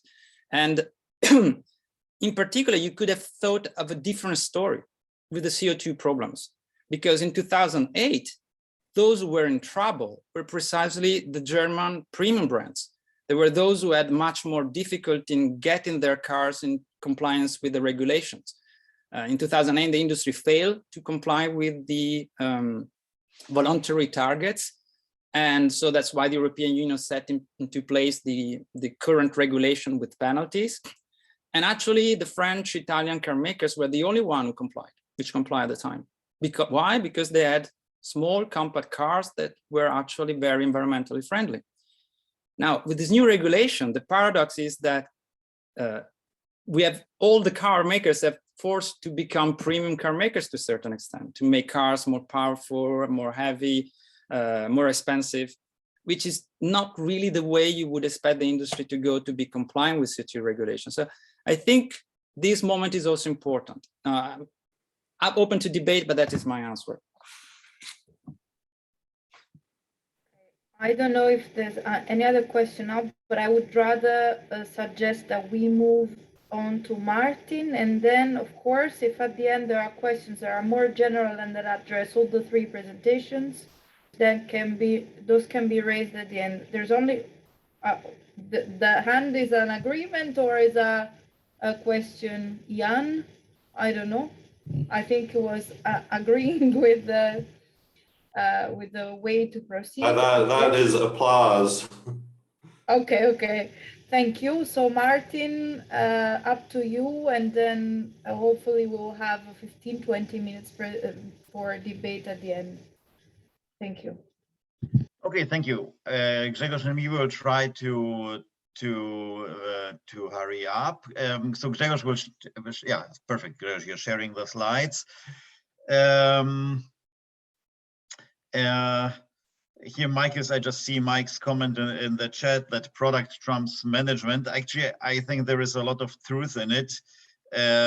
Also, when I see these huge management failures at Volkswagen during the last years, at least, of course, with the diesel crisis, yeah. So still there is a huge role of the product, maybe of the image. Yeah, or I don't know, maybe the image was also a little bit, it didn't suffer so much in the case of Volkswagen during the diesel crisis, to my surprise. So sometimes even the product might be cheating and it's more the image. Yeah. Anyway, so we will talk about the German case, and actually Tommaso mentioned already a lot of points we can relate to, so I think it fits well. It fits well for us to come after you, Tommaso. We will talk about the role of the COVID crisis and the transformation of the German automotive industry. And this I will start with this point, and will then give over to Grzegorz, who will discuss more the developments in the field of industrial policy in Germany during the crisis. So let's go to the second slide, which actually links to what Tommaso said. So let me just very quickly wrap up where the German automotive industry was before the crisis. So actually it developed a very successful model. Partially, I think there were different factors in it. So surely this may be advantageous European regulation, the advantages of the joint currency in Europe, promoting exports. I think there are also other factors, for instance, very, which I will not go into details about. So for instance, the presence of German automakers in China, which was actually contributed a lot, also helped them over the 2009, 2010 crisis, and where also German automotive manufacturers were much quicker, for instance, than the French ones about building a base there, and maybe also more patient when I think about some failed efforts of French manufacturers. But this is just one part of the story. There was also a very intensive and successful engagement in Central Eastern Europe, an engagement which meant building low-cost locations, supplying through the whole supply chain, not only for labor-intensive parts, but also for technology capital-intensive parts, but still keeping a manufacturing base at home, which a process which was described in Germany often as a kind of mixed calculation, a kind of win-win solution, where you benefit, in particular, building more upmarket vehicles when you still benefit from a low-cost production base, but where you try to specialize your home base plants into something which we in our research called the lead plant model, which means that you have production plants in Germany which which develop particular competences in introducing new products, new technologies. And as soon as it runs smoothly, this is distributed across the globe. So you have a lot of pressure of being innovative, cope with quick change. But then you can really also use the competences of skilled work, of the engineering base you have at home. Of course, not all German manufacturing plants in the automotive industry follow this model, but I think it is a relevant model which explains why it was possible to keep a strong manufacturing base at home. Also because then you benefit from the proximity to equipment builders, to research institutions, etc. So it was a very successful model for all these reasons, a model which, as you mentioned, was more and more specializing in upper market segments, which meant a considerably huge employment growth in the last, or in the decade before now the COVID crisis, reaching around 800,000, I think 800,000 employees in the automotive industry in the usual statistical sense. Of course, we know it's much more when you consider the input-output relations with other sectors. But still a model which maybe was too confident about itself. And we saw it in the diesel crisis. So German companies for a long time thought they could cope with the EU regulation on emission limits by improving the diesel technology, and we know that actually this was cheating, and it hit strongly the German automotive industry, so that companies had to adapt. And I will talk a little bit about how they adapt in a moment. But I want to say it was a successful model, but it's now increasingly the question if it remains successful. So let's switch to the next slide. Actually, what we saw in the crisis now was a huge decline of production. I will not go into all the details why this took place, because I think this was mentioned in several presentations. Not only so we had on the one hand we had a demand shock, actually because the dealerships had to close, in particular in 2020. So actually in 2020 the companies could not sell their cars, and then step by step the supply chain problems started. First with disruptions also due to plant closures in Europe, maybe in 2020, but then more and more due to the chip crisis, which is the biggest problem now. So this shock shifted from a demand shock in 2020 more and more into a production shock, or a supply side shock in 2021. But for the German automotive industry, it's, I think, for the first time really since longer that we experienced such a huge decline of production, nearly by 50% now. This coincides with an accelerated transformation of what the automotive manufacturers are producing. So let's have a look on the other slide. So this shows the German passenger car registrations.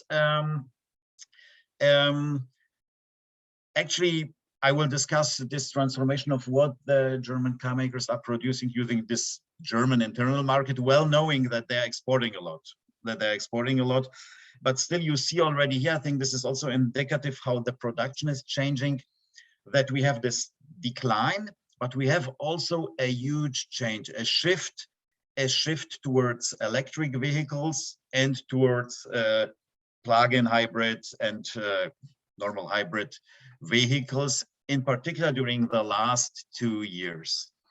This is a huge change. I think this is indicative of a complete reorientation of the strategies of German car makers. Grzegorz will discuss how this came about. This was strongly linked to the incentives made by the German government created by the German government during the COVID crisis, and the support the state gave companies to do this. And you see that the share of battery electric vehicles increased from around 1 to 2% in 2019 to now nearly 14% in 2021. and the share of hybrids, including plug-in hybrids and normal hybrids, is reaching nearly 30% at the moment. So a huge reorientation of strategies, and we see it when we look at the car makers on the, I think it's on the next slide, Grzegorz. Yeah, so what we saw really, in particular during the last 2 years, during the crisis, was a turnaround. So Audi announced that actually from 2026, new models will be developed only as battery electric vehicles. No more investment in development of combustion engine production, even though the company, of course, says for other regions, not Europe, but maybe Asia, South America, we might continue to produce combustion engine vehicles, but no more investment in developing them, which also might mean that in around 2032, 2033, when the current model generations run out of production, there will be no longer production of combustion engine vehicles in Europe, at least under the Audi brand. Volkswagen claims that they want to reach, for the Volkswagen brand, 70% of sales here in Europe, which would also mean roughly also the same level of production of 70% battery electric vehicles by 2030. Of course, this is a goal, but it also indicates a complete strategy change. Companies see they cannot reach the emission levels, the emission caps through the diesel technology. So now they are really pushing, and they're pushing also the government to support this transformation, because what is at stake actually is this premium or upmarket model which Tommaso described. If they do not actually, the model proves much more fragile and open to let's say, or in danger. I think that maybe in your presentation, that your presentation suggests, because really the question will be if they can transfer now the advantage they have with a combustion engine technology into the new electric world. And also Daimler moved from, I think, what they called electric first to an electric only strategy, I think last year or this year, meaning also that they aim to do a complete change, only electric vehicles. BMW is a little bit ambivalent about this, but this is another story. And there is just to mention it, our Ministry of Transport just mentioned yesterday, I think yesterday or today, that the future is only electric. So he expressed considerable doubts about the discussion some companies have in Germany, if maybe, let's say, synthetic fuels might be a future. So this is still discussed in Germany, if combustion engine might still have a certain perspective when the type of fuels changes. He was very skeptical about this. I think the German setting is now going into electric mobility only. So the next slide. Interestingly, maybe one point to mention, interestingly, despite this huge fall of production and sales, actually the car makers managed to remain profitable. So it proved much less of a problem. In particular, I think this was something I think Christine mentioned yesterday also about the US companies, that they focused on selling the SUVs, the heavy, high price, high value added cars, and we're quite successful with this. But the problem is really now with the suppliers. So we have a number of suppliers suffering from problems, and there is huge discussion if parts of the supplier base might be in danger. Also because the profitability of the OEMs was sustained partially by what I mentioned, by the products they were able to sell, but partially also, of course, by giving the cost pressure to the suppliers and by pushing them to reduce cost. So we have a discussion if this might be a huge problem. I will maybe only mention one thing. I do not know if Grzegorz will get into it in his part of the presentation, that this fears about the German supplier base even reach a point where the IG Metall has created, actually with several financial institutions, it's called the Best Owner Fund, which aims to provide money to automotive suppliers who might be in danger of getting insolvent. So they try to invest in these companies and provide liquidity in this way. Okay, so successful reorientation or a strong reorientation of the OEMs, pressure on suppliers, and what happens now with the employment. I think this comes now on this slide. Yeah, exactly. So actually, what we are preparing at the moment, I do not yet have a slide on this. We are checking all the available studies on what the impact of electric mobility might be on employment, and we try to identify quite comparable scenarios, because it's really difficult to compare all these studies. They have very different assumptions and arguments, and actually, what we see is that we have relatively limited or maybe no employment losses only under certain conditions. And this would be, of course, what you could expect, bringing a considerable part of the electric powertrain value creation to Europe or to Germany, like battery cells, etc. But also actually keeping the current model of upmarket strategy. So creating new value added, because in all cases we will have less value added in the powertrain. It's simpler to build electric motor engines and batteries than the industrial combustion engine, gearbox, etc. What you need for it.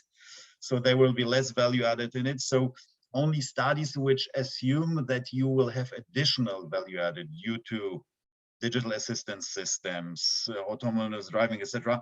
Only those studies come to the conclusion that we can keep roughly the employment levels. So what we can expect from this strategy change will be anyway employment losses, which might, depending on the study, reach 50,000, 100,000 jobs, something in this size. And my feeling is that what companies are now doing is they use this window of opportunity of the COVID crisis, a huge crisis to restructure already their employment and to adapt employment. So I think what we see now as employment losses might be not only the short-term reactions to the crisis, but rather long-term adaptation also to the strategies moving away from the combustion engine towards electric mobility. So the official statistics reach only until 2020. We do not yet have the numbers for 2021. So we had 24 jobs lost in the automotive industry in Germany in the first year of the pandemic.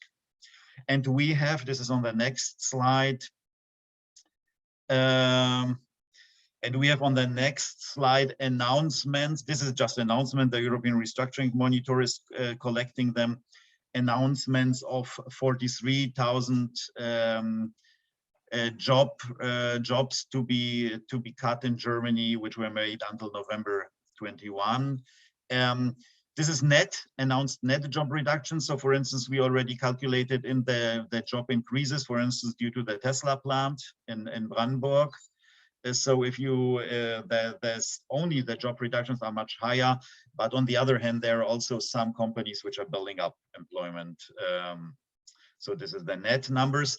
Maybe one word, actually, when we would look at it as a, let's say, as a percentage of the existing employment, I think France and UK are hit to the same extent, actually. So of course, one part or what we have considered here is simply that the employment in the German automotive industry is very, very high. It's compared to other countries. But I think also that the size simply indicates that the more structural adaptation we observe now regarding employment levels. And Central Eastern Europe actually is benefiting, or is hit much less than Western or Central or Germany or other Western European countries.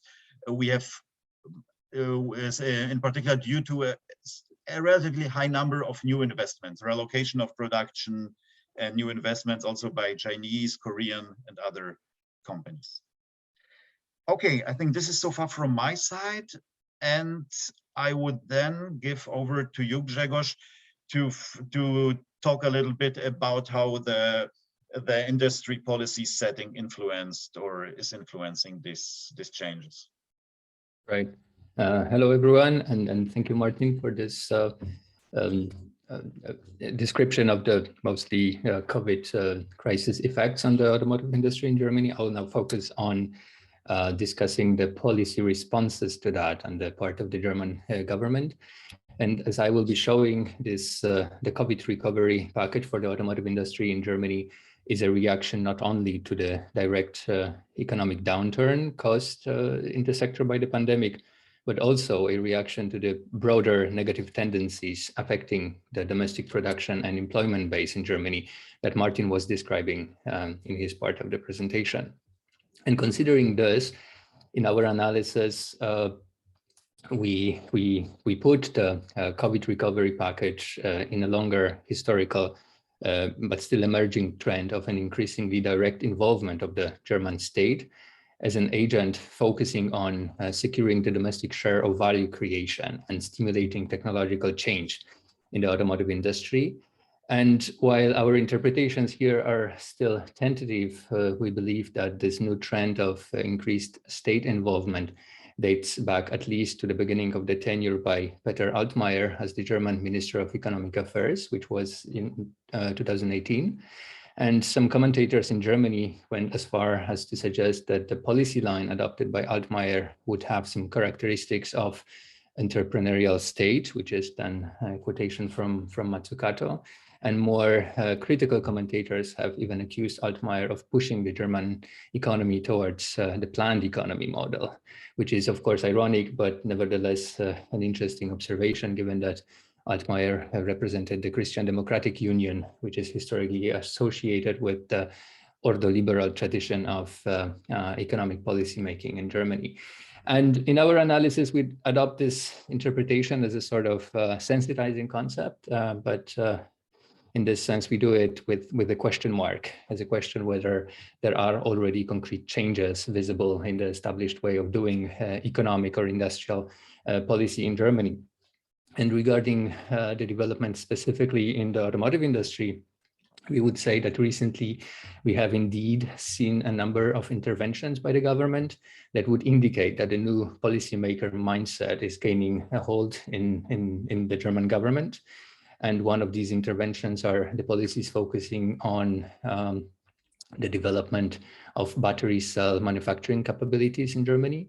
And this includes the participation of the German Ministry of Economic Affairs in the EU level initiative of the, or at least European initiative of the European Battery Alliance. And second, this includes also a number of collaborative German-French applications for funding, for EU funding for battery cell production within the framework of the so-called important projects of common European interest. So in broad strokes, this is the contemporary historical context into which we put our analysis of the COVID era support package for the automotive industry. And so in other words, we are analyzing the recovery package as a specific event within the longer emerging trend of the German government applying increasingly hands-on policies to secure domestic automotive value creation. And so far, we have made two main observations regarding the COVID era government involvement.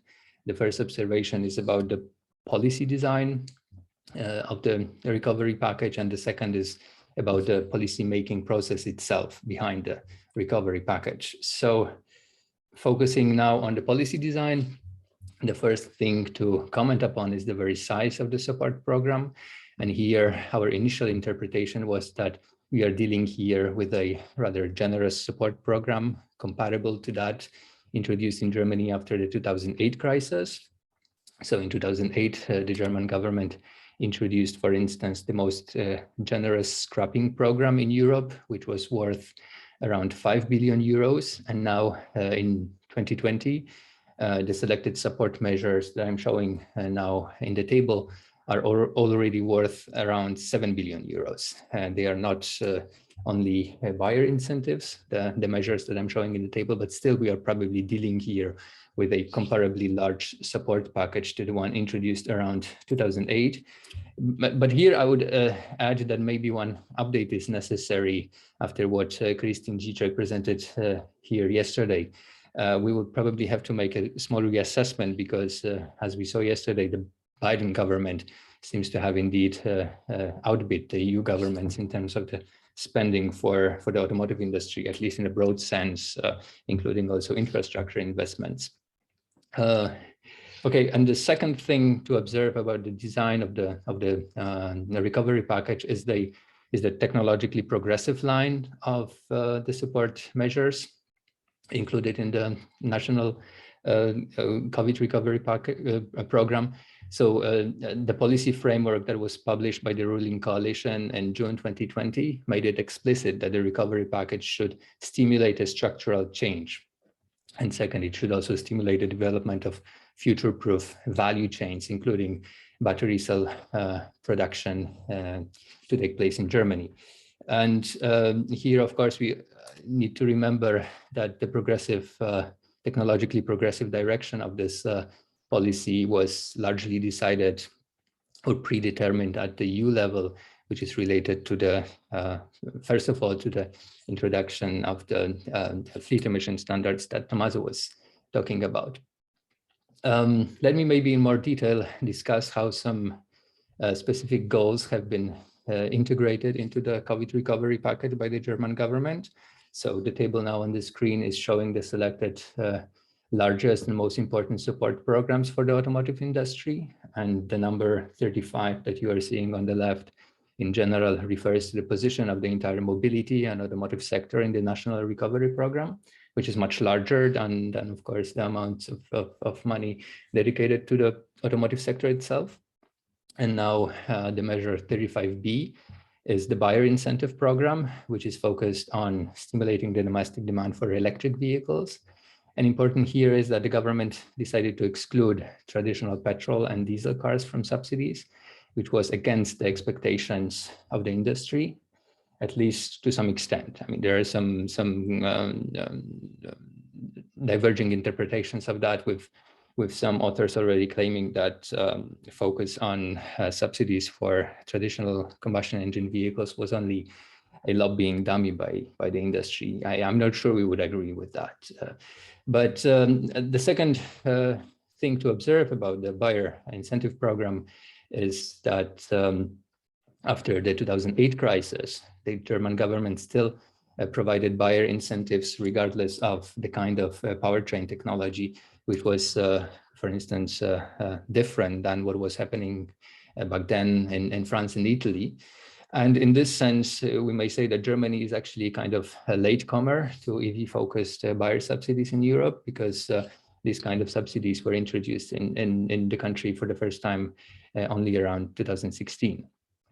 But at the same time, the buyer subsidy program, we must observe, also covers in 2020 hybrid vehicles, which we interpret as an attempt to maintain the market segment, which is still of critical importance for many domestic suppliers and also for OEMs. However, which is the newest update here on the list, the new Green Minister of Economic Affairs, Robert Habeck, already announced his plans to exclude any non-battery electric vehicles from subsidies, which will mean that this policy line, which become even more technologically progressive. And the two other support measures in the table focus on stimulating domestic technological innovation and infrastructure development. Let me discuss them very briefly. The program 35C provides funding for firms to upgrade their technological capabilities. And what we found interesting here is that the program focuses on an aspect which is critical for the competitiveness of the German production locations. That is, it focuses on supporting the domestic clusters of automotive suppliers and the smaller Mittelstand companies. And this relates back to the characteristics of the German model, as we call it, that Martin was describing in his part of the presentation. So now the last measure shown in the table, the program 35F, focuses on charging infrastructures and the development of manufacturing capabilities in battery cell production. So this would be yet another program adding to the programs within the European funding schemes of the, for instance, important projects of common European interest that would focus on gaining foothold in the now emerging segments of the automotive value chain. So much on the policy design of the recovery package for the automotive industry. And now focusing on the second aspect of our analysis, the policy making process itself. We observed that the program has not been developed and implemented by the government in a top-down manner, but rather that it emerged as a result of a multilateral coordination process, which involved the government, the industry, and the key sectoral trade union, IG Metall. And our understanding is that at the beginning of this process, there were diverging visions of the direction in which the recovery package should go. For instance, there were differences regarding the scope of technologies to be covered by buyer subsidies. And nevertheless, through this process of rather difficult negotiations at the end, a sort of sector-wide consensus has been reached. And in this sense, we may speak of a continued relevance of the traditional corporatist mode of industrial governance in Germany, also in the context now of the transition to electromobility, which is not a trivial observation in the sense that before the COVID crisis, a similar, in fact, set of corporatist coordination frameworks was already applied to direct the transition to electromobility in Germany. More specifically, this was in the years directly following the 2008 crisis, when the government established and subsidized a high-level coordination forum called National Platform for Electromobility. This platform, however, largely failed to achieve its goals, and one of the explanations of that is that back then the industry still lacked readiness to abandon the combustion engine paradigm. And maybe the last point to highlight regarding the role of the corporatist coordination during the COVID crisis would be that during the crisis, we are seeing a very active involvement of the trade union IG Metall in managing the technological change in the German automotive sector. One measure and an interesting project was already mentioned by Martin, the the initiative to establish a fund to provide secure funding for suppliers affected by the transition to electromobility. But another, let's say, documented impact of the IG Metall in the context of these negotiations with the government was the introduction of the point of the measure to support the Mittelstand companies, which was strongly advocated for by IG Metall during the negotiations with the government. And this is maybe an interesting development, this involvement now, active involvement of IG Metall together with the government to manage the transition, given the fact that, for instance, the membership structure of IG Metall is still largely dependent on many plants and companies that are involved in the combustion engine production ecosystem. Okay, so this would be it in terms of the empirical insights into our still ongoing analysis. And maybe let me very briefly summarize what we have just said. Martin was reconstructing the general trends and overall impacts of the COVID crisis on the German model of automotive production. And in my part, I reconstructed the possible qualitative change in the way the state is doing industrial policy for the automotive sector in this context.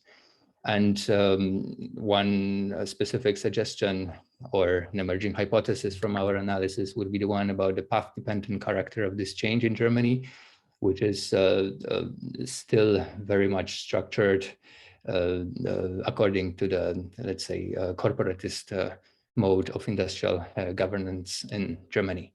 That would be it on our part. So thank you for your attention, and we will be happy to answer your questions. Okay, thank you very much, both of you. I will read. There is a first question in the chat, and then if the others in the audience have questions, please raise your hand. So there's Bruno Perez Almansi that writes, can we explain that there was less offshoring of German automotive production compared to the French and Italian cases by the level of state intervention? Is the German state more active than the rest of the European countries? Anybody else following these questions? Tommaso has raised his hand. Maybe another one, and then we give it back to the speakers. Mark Calochet. So these two questions, and then Martin and Grzegorz will have the chance to reply. Tommaso, you? Sorry. Okay, so I had a few questions, and I'll try to be brief. The first one is on this tricky question of the employment impact of the electrification. My feeling that nobody wants to really say that is going to be bad, because they need the government to support electrification for the reason we have all highlighted. There is no other way to go. You need to increase the sales of electric cars, because by 2030 will be 70 or 80% of the sales, no matter what. So if somebody says, well, it will cost 50% of the employment, that it can be tricky, or the trade unions can react badly. So it's of course not a very scientific observation, but when I consider all the factors at play, I'm not so optimistic. And for instance, even very critical report like the CLEPA one, the European Supplier Association, which have made recently the same kind of things for Europe, they still have as a driving hypothesis that the volume of the sales will be stable. And this is something that seems very it's very difficult to think that the volume of the sales would remain the same if the price of the cars would increase by 5,000 to 10,000 euros due to the difference of cost between an electric cars and a conventional one. So I think that is a tricky question that nobody wants really to, everybody's talking about that, but there is a pressure to be reassuring about that, considering that anyway, we will deal with the consequences once they come out. Even if I guess that IG Metall or the trade union should be more concerned about this forecast. The second question is about how challenging is electrification for the premium industry. I believe that for the premium model, this is just, electrification is the best way to get out of the problems that were raised by the Dieselgate. If you produce very heavy cars and you rely on fuel, but it's clear that these cars consume more fuels than smaller and less powerful cars. There's no other way you can deal with the problem. So the only way to get these cars really green, not cheating, is to go electric. So I think that for the premium industry, the fact that everybody needs to go electric, not only them, but all the other players, is a big advantage, because it's much easier for a premium producer to put a battery that costs 10,000, costs 40% of the value of the car in a premium car than in a Clio or in a Peugeot 208 or in a Fiat 500. So I do not see that as very challenging. Also, the regulation is made in such a way that if you look at the electric cars and you consider the weight of the cars, and you calculate how much CO2 you need to produce these heavy cars and the battery and how much energy these cars consume, that actually is not so green. But for the European regulation, electric car is a zero emission vehicle, no matter what. So if electric car is 2.5 tons, or if electric car is 600 kilograms, it's the same from the regulation point of view. While from an environmental point of view, it's not at all the same. But the regulation is done in that way, and that again, it favors a lot the premium brands. And then the big question for me is the hybrid. This is for me the key questions, because if the European Union let the hybrid into the game, then the impact on the employment will be much less, and the Mercedes and Daimler and Volvo will be very happy about that, because they are the only one who can really make a lot of sales with these hybrid models. And it's fair. But if the hybrid are forbidden or not supported anymore, that can be a question for the premium brands that have relied on that very much. And finally, also the fact that these brands that never used to have subsidized by the state, well, actually they can sell a 40,000 euros car with thousands and thousands of euros given by the states to support the sales for consumers that normally would have bought them anyway. So I don't see really this as a tricky situation. After the diesel, I guess, is the best possible scenarios for them. And well, I will stop there. I will have other questions, but I think that will be enough.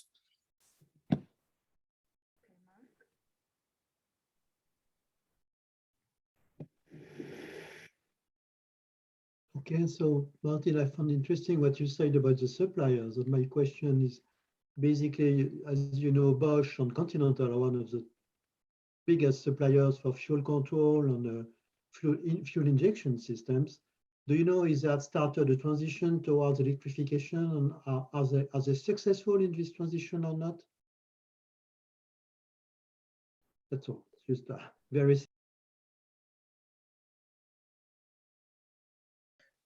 I suggest I start, and Grzegorz, you jump in. Okay, let me just note Mark's question. Okay, so maybe to the first, I think I would take maybe first one question from the chat, which I found interesting, just to clarify it. Actually, I don't think Germans did less offshoring than French and Italians. Actually, I would even say they did more offshoring, but it did not mean that they gave up their home base. So if we look at the size, let's say the amount of German investment in Central and Eastern Europe and is huge, and huge for both, for car manufacturers and for suppliers. And it's a huge topic for German companies since 20 years. I think also partially they did it even more than the French because it's really close. Actually, from Bavaria or even from Wolfsburg, you drive 1 hour and then you are there. So it's close. You reach it very quickly, so that we have, I think, really very closely integrated automotive clusters between Germany and Central Eastern Europe. I think actually that the difference was this: still keeping a manufacturing base at home. This worked obviously in a different way for various reasons, in a different way than in France or in Italy. So this is one thing. Then the second point, the question, the 2 points from Tommaso. So first, I share your view that when we look at these studies about electric mobility, usually they have quite optimistic assumptions. First, about, let's say, the production volumes. In the German case, about the sustainability of German export successes. Also about the value added per car. This is what I mentioned before, that they assume that the reduction of the value added due to the shift to electric mobility will be simply compensated by new functions like, I don't know, digital assistance systems, whatever you put, or the colors which can change on the body. I don't know if you saw the BMW presentation. They developed like a car body which can change its color. Anyway, so I think they have quite optimistic assumptions, and if you do not make them, you usually arrive, I think most studies then come to employment losses, which can maybe sum up to something like 100,000 jobs in the German case. And actually, I think the IG Metall is concerned about it. But on the other hand, simply there is, it's very little you can do about it. So I think the strategy is more buying time as far as possible. For instance, with this best owner group. I'm still maybe linking to what I said about BMW and this car with the car body which can change its color. I'm still not completely sure. Still, I think that premium car makers are losing something which was part of their brand identity with this shift. So I think still the question will be, what do they present as, the technological advantage, something which you don't get from others. when they shift to electric mobility. So at least there might be some points. For instance, I just remember a recent review, I think it was of a Kia car, E4 or something. It was a review in, I think, in the Automotive, which is a very frequently read newspaper by many car owners, where it said, oh, it has the same technology as a Porsche Taycan. So I think when you have something like this might be still a certain problem for premium car makers. Then how do you distinguish yourself? This is why I think it might be a little bit more difficult for them than maybe it seems. And for the suppliers, regarding Mark's question, I think so on the one hand we have quite successful transformation cases. I think Bosch, Bosch is a very strong company technologically, we know it. They were strongly hit in the diesel injection division, and we have plant closures, relocation of production in this field. But on the other hand, they're investing a lot in digital services, in electric mobility. So they're quite successful. I think also companies like ZF are investing a lot in this. I just remember like ZF building an own EV concept car to show how it can provide, the whole electric powertrain system, also with trying to sell it to newcomers to the industry. I think companies like Bosch, ZF are also looking, maybe should we diversify? And maybe there are now new companies. We see a lot of them from China coming in, wanting to build electric cars. And then we have suppliers who can say, look, we can build it actually for you. We have the technology, so this is quite successful. But then we have, I think, for the middle-sized suppliers building all these metal parts for the combustion engine. This is really a problem. What they should do, and this is a huge concern. And we have these funds which are also now mobilized, regional development funds, and these funds which the IG Metall is building. And I think this is an open question how successful this will be to keep employment in this field. Okay, so far from my side, Grzegorz.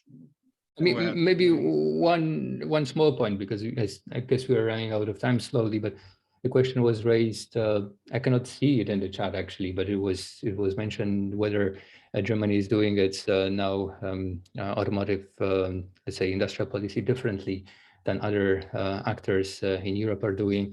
On the one side, I would say I would indeed expect this kind of difference in terms of, for instance, the role of the legacies, the path dependencies that we were describing in terms of strong involvement of trade unions, etc.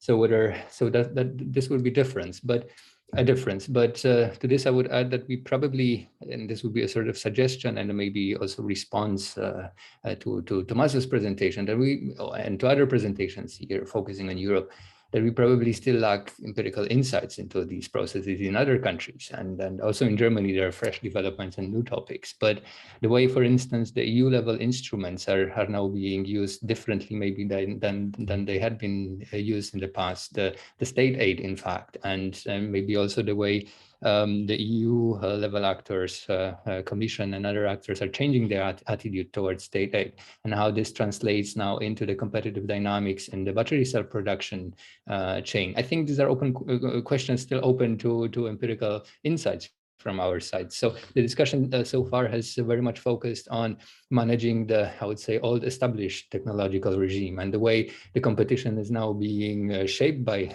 state actors in the emerging value chains is, I would say, still largely absent from our discussion. So we are providing here insights into what is happening in Germany, but I think well, a comparative perspective is very much needed. And for instance, we are seeing that, and this would be another suggestion, that indeed these projects are often developed on the EU level by different and supported by different governments. So the dynamics that we're describing here, focusing on Germany, are very much supported also on the French side. So the question would be what broader, let's say, coalitions and Also, what kind of support from the industry is there mobilized or not in France and in comparison to what we are seeing in Germany? This would be, I mean, I'm mentioning these questions as open empirical questions. I would say we still maybe lack enough data, and these are still open questions to focus also in our project. Thanks. Can I just add a couple of things to what has been said, because I think there are important matters. No, just a matter of empirical evidence of why the offshoring has produced different effects in Italy or France or Germany. It's just, I mean, it is quite evident that when you have an industry that gained 2 million cars in volume of productions in Europe, well, you can use offshoring to not against your domestic base. You have no reason to do that. When you lose 1.5 million production volume, which has been the case of the generalist car makers combined, then you get the zero-sum game. And the point is that these car makers have not created, at least initially, car factories in Czech Republic or Slovenia or Turkey or Romania to actually relocate production. That doesn't make any sense. That was not the plan. They went there looking for markets, but markets never materialized really. So when they start to lose sales, then, I mean, that's built into the process as a path dependence. You know, you have new factories, new investment, cheaper. You have to reallocate a shrinking production volume. Where do you put them? Well, you put in the factories that, and also there is a technology development. You have these new platforms that have been developing, which makes much easier than before to shift cars between these modern factories can allocate different factories in the same platform. So these development have made much easy to shift production. And then you have another dynamic. When you start to not invest in your own domestic factories because you're investing somewhere else and you don't have the money, but your factories get older, the workforce get older, and so eventually they get less competitive, not only because they are high wage, but simply because you have not invested in them. So I think these two dynamics have built together. It's an historical process. And right now, I mean, it's very difficult to revert. So I think that that's part of the story. And the role of the state is just that the German state did not have to do much to prevent this, but at the same time, we're very active in supporting the automotive industry in developing this model. In Europe, at home, while the French and Italian state were faced with something that they couldn't deal with, is how do I stop this in the European Union? I cannot prevent my car makers to invest somewhere else. I cannot prevent them to create factories somewhere else. Actually, they get money from these states, from the European Union to create factories there. And they get money even when they restructure factories at home or they fire people, they get structural funds to support them. So how do we stop that? And I think they didn't find a solution. And so the question raised by this offshoring in Germany, in France, and Italy were very different for the governments to deal with. And the other point is about these change. I mean, this Gregor is suggesting perhaps this change is also happening in France. Perhaps there's a new role of the state. I remain skeptical. It's true that we need to look more into the empirical evidence, but as far as I see it, even this ACC initiative in Germany, France, Italy through Stellantis is state giving money to private actors. I mean, I don't see any plan, any bureaucracy taking care of knowing what is going on with this battery industry, no experts building. There is no particular entity in the state that is participating on a monthly, yearly basis in defining what is happening. It's just public money together with European money going to a consortium of private enterprise. Then perhaps there are some commitment, there are some negotiation, but I don't see an active role of the state in shaping these. They are providing resources, but I do not see yet. I mean, this is something we need to investigate. The specific part of the state is developing the competence, the knowledge, the expertise, and the power to interact on a regular basis with these companies in defining what is happening. Now, definitely in Germany, at the lander level, you have that. I mean, you have this institutional interconnection, in particular with Volkswagen, between stakeholders. IG Metall has these companies because they sit in the they have representative in the driving seats of these companies. But this is what existed even before. I don't see yet a structural change suggesting that there is a new way of governing the industry. Even if the governance, which is the not government aspect of how the industry is managed in Europe, has changed. But the government itself, I do not see this change. So that's our open question, but I think a very, very fascinating one. Martin wants to up briefly. To this, I can only very briefly react. I mean, thank you for this point, Thomas. I think this is a very interesting one. And now this point has become probably much more clear in terms of, I mean, one question would be indeed about the new frameworks for governing state aid in this context, and whether they emerge and how efficient or inefficient these may be. But our starting point, I mean, this is a great point. Thank you for that. Our first point would be indeed at least observing that there is a willingness and readiness and some basic framework already created for the possibility of state using, again, state aid to support technological change. But then again, I would just restate what you have said. I mean, analyzing the governance framework for that and their possible efficiency or inefficiency is a great question, and thank you for that. Martin, you wanted to also respond, or? It's fine. Actually, Tommaso mentioned what I want to say. I fully agree. Of course, it's easier if you increase production to manage all these offshoring processes. And also, I simply wanted to point what you mentioned, that actually we had a lot of conflict. You know, to produce SUVs in Bratislava was considered like a wow, like an offense to the German production base. And of course, this then started bargaining process. And as we have Volkswagen state on the board of Volkswagen, of course, Volkswagen was then also always has to suggest like a compensation for the Germans, for the German locations, because simply the German state has a veto position on the Volkswagen board. So you can actually, Volkswagen cannot close a factory in Germany without the agreement of the state. So there is always this kind of bargaining, and you're right, this existed before the crisis. I think it, of course, proves a certain advantage now also in this crisis. I see that there are a couple of comments from Margherita and Martin Schroeder about energy efficiency. I invite you to read them. I won't read them out loud because we have run out of time, but please have a look at the chat before we conclude.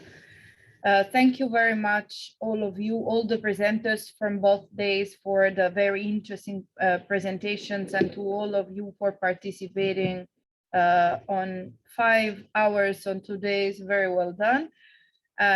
Just a quick reminder for the International Steering Committee that the meeting tomorrow is at 2, and you have received a link. These are all different links. Please check that you have the right one.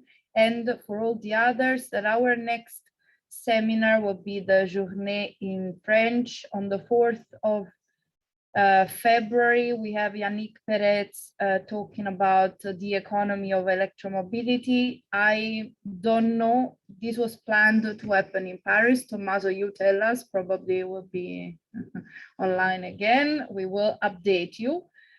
Thank you very much again. Enjoy your weekend, and see you at the next seminar. Bye-bye. Bye, everybody. Thank you. Thank you. Thank you. Bye-bye.